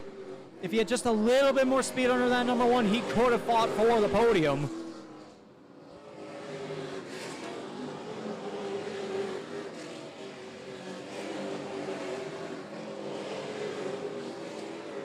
A former Pro Stock 250 champion. Former winner here with us and on the Maritime Pro Stock Tour here at Speedway 660. Many local victories as well in the Line X Pro Stock division. As we're coming to 105 of 150 laps completed, still far from over. But Ryan Messer has been controlling this race ever since he garnered the lead. And I just know that his fan base all across the grandstands here at Speedway 660 are keeping their fingers crossed. They are praying that what we have right now stays this way all the way up until the checkered flag. Got to hand to these drivers for the racecraft we're seeing out of all of them, whether it's a lead lap battle, getting through lap traffic. Lots of respect being shown here so far. It's other than a botched start, it's been all this. Over 100 green flag laps. Hard to believe Ryan Messer put Lonnie Somerville lap down. Now he's about to get past Steve Halpin. I know for Halpin, a lot of these other drivers here who were caught up in the big one during heat race action at Oyster Bed Speedway a couple weekends ago. While some of them are having their struggles here today, it is still awesome to see them back with us after putting in a lot of work to make sure that their race cars were ready to continue Easy Clean Super Late Model Series competition. Including Dylan Gosby in 6th, Steve Halpin 7th, Chris Hughes back in 13th. It's been a struggle here so far in this Line X 150. But nonetheless, trying to get to the end of this one the best he can along with all these drivers. And we're just a couple minutes away from a half hour elapsed on live timing and scoring for the Line X 150.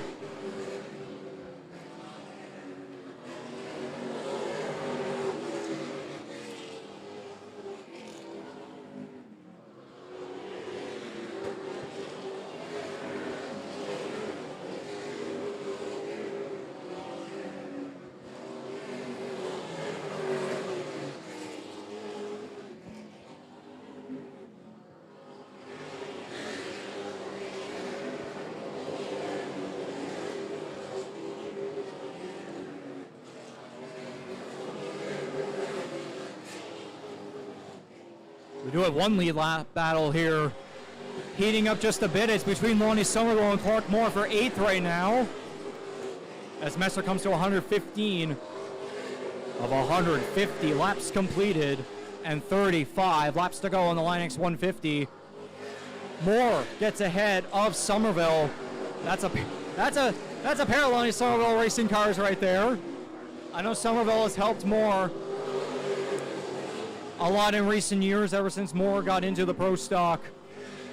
Line X Pro Stock division here at Speedway 660, and also joining us full-time here on the Easy Clean Super Late Model Series in 2026.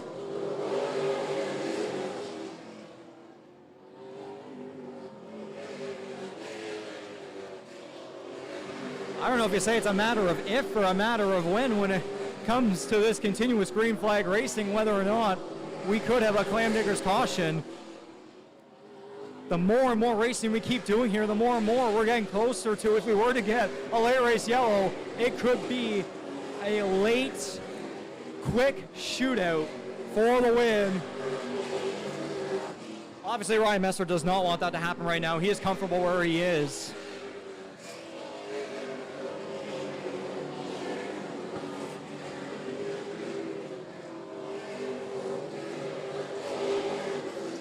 Oh, there was a bit of contact between the 01 and the 23 down the front straightaway. There is Hall trying to get ahead of the 23. fender's touch there, but we keep going. As that last time around, Ryan Messer got 30 laps to go. He'll be coming to 28 laps remaining in the Line X 150. Right here at the start-finish line. Decent lap traffic here coming up. Chris Hughes, Marcel LeBlanc, and Andrew Rogers.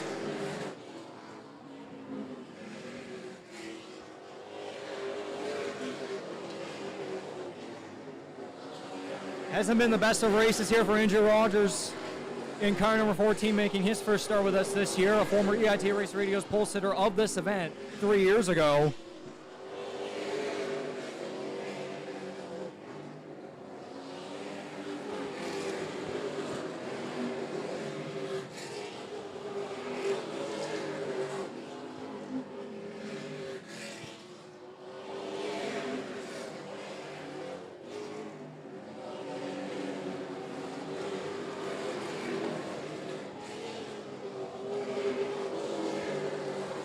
.25 laps to go. Messer coming around this time. 2:24 laps remaining in the Line X 150.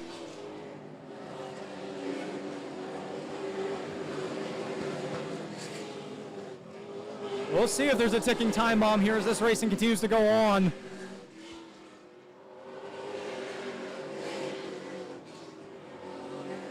Continues to be absolutely amazing driving out of all these easy, clean, super late model series superstars here at Speedway 660.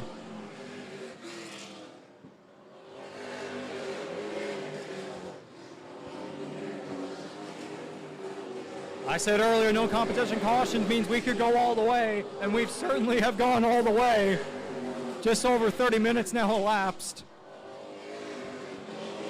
Almost 20 laps remaining for Daisy and car number 1.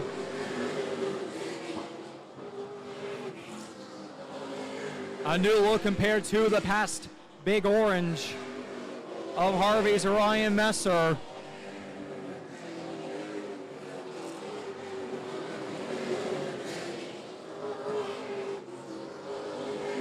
It's been all about consistency, but no podiums just yet.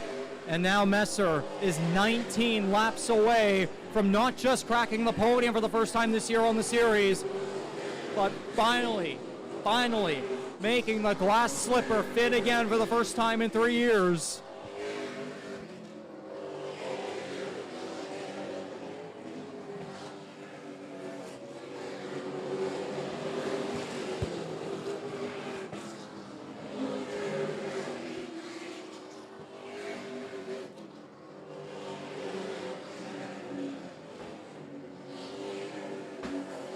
Battle starting to brew here for a second. Through all this lap traffic, Corey Hall has finally found his way to the back of the 26 of Braden Langell. Had the look on the inside, but both cars are going to have to go around Andrew Rogers on the outside through 3 and 4.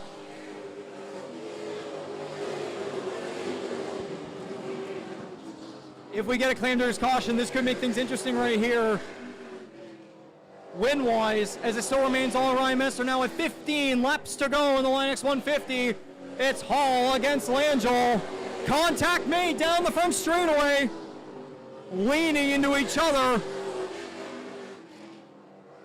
Hall trying to accumulate as many points as he possibly can for that all-1 to try and maybe keep it in the points lead going back to Oysterbed Speedway. When Hall's going to get back in his regular 83 car. Hatfield a little bit in the way as Langell's going to go around the outside. Hall stuck. Now Hall will go to the high side to join the 26. And then after that, it's up until Chris Hughes, just a couple of car lengths ahead. It's basically a free-for-all between the 26 and the 01. Devin Snell, Hudson, and Weston rounding out the top 5 at the moment.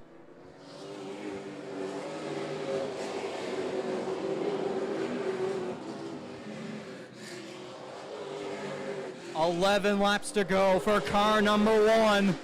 Ryan Messer can taste it. It's oh so close.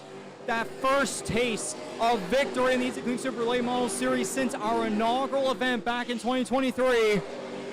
Now 10 laps to go on the Line X 150. Could we go green flag racing all the way from 1 to 150?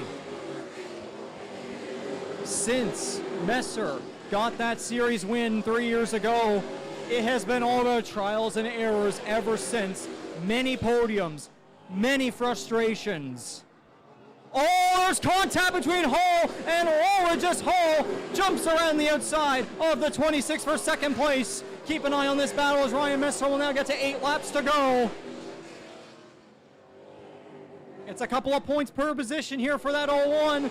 Corey Hall in favor of Tandem Ulrich.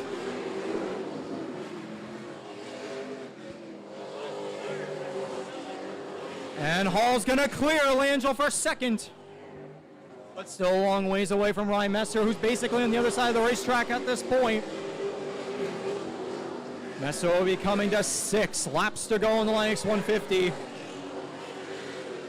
And I know for so long too, Ryan Messer and his fiancee Camden have been trying to find that relief of an Easy Clean Super Late Model Series feature win ahead of them tying the knot in marriage next month,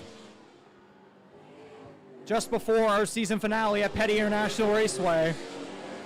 In the River Glen International, it's 5 laps to go, coming to 4 this time for Daisy. It's Ryan Messer in car number 1.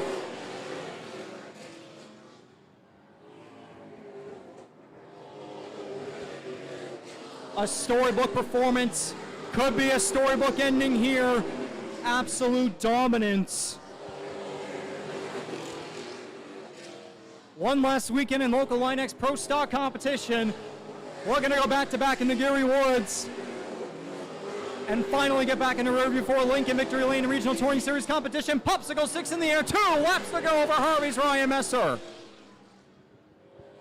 All he needs to do is come back to the white flag here. White flag in the air for the Linux 150, 1 lap to go for Daisy and car number 1, Ryan Messer. 3 years of trying, 3 years of frustration. Harvey's Ryan Messer's gonna come around through 3 and 4 and will finally be a winner again on the Easy Clean Super Late Model Series at Speedway 660.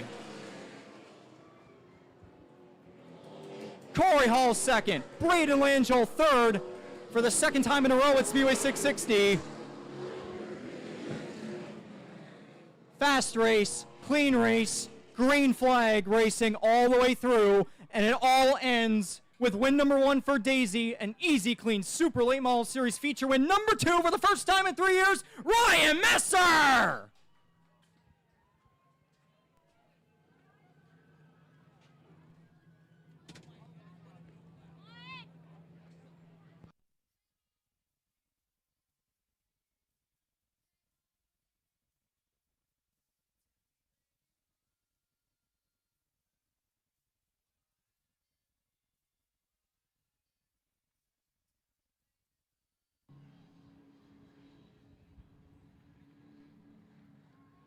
Oh, how long it's been.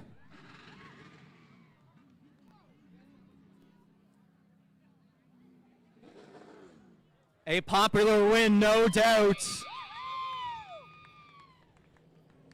And for the second week in a row at Speedway 660, including Linex Pro Stock competition, he's going to pull into rearview for Lincoln Victory Lane.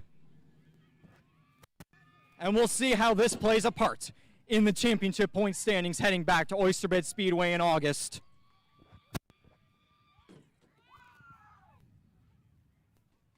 Camden, the relief is now here before the marriage. It's now here before that.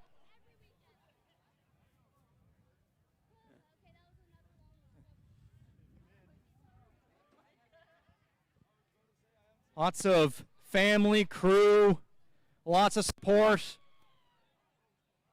Proud crew members for car number 1. Our 4th different feature winner on the series. This year, joining Ashton Tucker, Tan Woolridge, and Corey Hall. And now it's going to be Ryan Messer in the Service Master Clean Moncton number 1. Car of Daisy, hat on. Getting ready to climb out of the car. You can hear you now, Ryan Messer!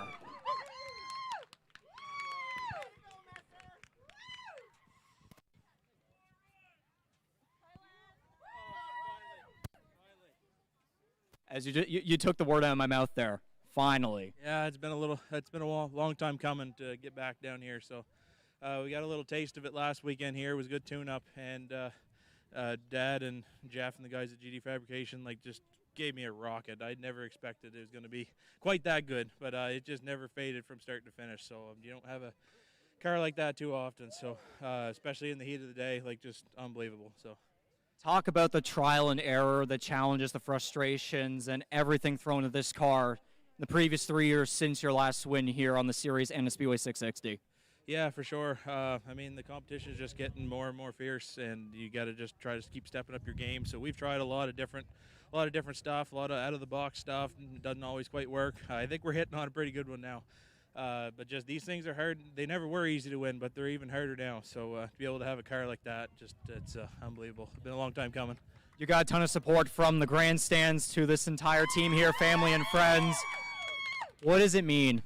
Oh, it's especially good to get one at home, to have all my family and friends around here, and I couldn't do it without my crew, Mom and Dad, my fiance Camden, Ben, Lauren, George. We're missing George. He's usually here with us. I can thank him. All of my sponsors that help us do this, we couldn't do it without them. So glad to finally get one for them. And this will be quite interesting with the championship point standings, too, heading back to Oyster Bed Speedway, where you just fell short of the podium, but you were close there. Maybe this will help you get back on the podium there. Maybe even get a win against all those Islanders next month. I sure hope so. That won't be too easy, but this is definitely going to give us some confidence going into Oyster Bed. Sponsors, partners, who helps you get to the racetrack, of course, along with Service Master Clean. You got the win in Daisy now. Yes, for sure. Service Master Moncton, they came on with us in a huge way this year. Huge thank you to them. I'm going to look at the car so I don't forget anybody. CSN Collision Centers, Dana's, Waterfront Pub and Eatery, White Gable Gardens, Cabin Restaurant, MC Hammer, Brandon Brewer Boxing, Wonder Muffler, King's Concessions, Castrol, Northeast Metal Roofing, Excel Manufacturing, Watson's Home Building Center, Graga Overhead Doors, and then again, just my whole team down here that helps me do this. You're finally an Easy Clean Super Late Model Series winner again. Congratulations. We'll see you at Oyster Bed Speedway next month. Thank you. And also thank you to Linex for sponsoring the race. 100%. One more time, folks, for your winner on the Linex 150, Ryan Messer.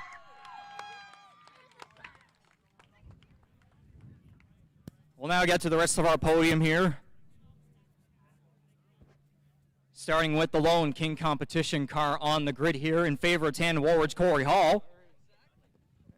What was it like going from the 83 to this now? Yeah, I mean, it was different. The wheel's big. That was a little bit weird, but otherwise, I mean, it's still a Fury car done by King. So, yeah, everything felt fine. I always wonder what if, right? I think we had a pretty good piece, and just wish we could have had a caution. Starting that far back was a lot of work getting up through, and yeah, just kind of run out of time. So, congrats to Ryan and their whole crew. They work really hard, and it's really cool to see them pull one through, and they've done a great job all day. So congrats to them, and huge thanks to everybody at 01 Motorsports for letting me drive this thing and trusting me with it, and I hope we're doing a good job. Obviously, unfortunate circumstances, the whole situation here with Tan and all that, but nonetheless, I'm sure he's proud of you, especially for the championship point standings, keeping him within the fight. For sure, that was the goal. Who else gets a thanks here? Who else makes it happen? Yeah, obviously, Chris Fournier, Remax, we know PEI, and Livingston Steel, JS Plumbing and Heating, Rainers Automotive, King Competition. I'm sure I'm forgetting somebody. It's not really my car, but I hope I grabbed everybody there. Now you're back to car number 83 at Oyster Bed Speedway next month, right? That's the plan. All righty, see you then. Congrats. Thank you. That's the 01 of Corey Hall, second place. Deja vu from our last trip to Speedway 660 here. You're again on the podium, especially after a tough running back at Oyster Bed Speedway, but this must feel good. Yeah, another good bounce back week, but obviously the ultimate goal is the first. So we're pleased. We'll say we're not happy with it, but we'll keep our nose to the grindstone here and keep working at it. I can certainly respect the fire underneath there. You want to go for the win, obviously, and still 2 more chances here on the year. But to talk about this whole race here and, the slick weather conditions throughout the day and all the battling and all the action that you had to go through, green flag from all the way from the start to the finish, what was that all like? It was a struggle since we unloaded this morning, no grip on the racetrack, and then with the temps today just definitely did not complement each other. So kudos to all the drivers that just went 150 laps green. It was a long, hot day for everybody, so like I said, we'll go celebrate our third and keep our nose to the grindstone. Sponsors, partners, who helps make it out to the racetrack every week? Coldstream Clear Distilleries, obviously with the light beer car, Velocity Machining and Welding, Tektronix Machine Works, Arsenault RV Repairs, RLS Contracting. Obviously, all my friends and family that are here, they've driven 4 hours, same as us, to get here to watch, and obviously the crew guys to plug through the heat today, and obviously this summer. So we'll keep plugging away at it, and we'll end up over there where Ryan Messer is one day. Yeah, fingers crossed, of course. We'll see you back at Oyster Bay Speedway next month. Congrats. Thank you. That's the 26th of Braden Langell, folks. One more time for your top three. There's all the pictures, team, family, sponsors. For Harvey's Ryan Messer and Riverview 4 Lincoln Victory Lane here at Speedway 660. Green flag racing all the way from the start to the finish. Incredible racecraft out of all these drivers.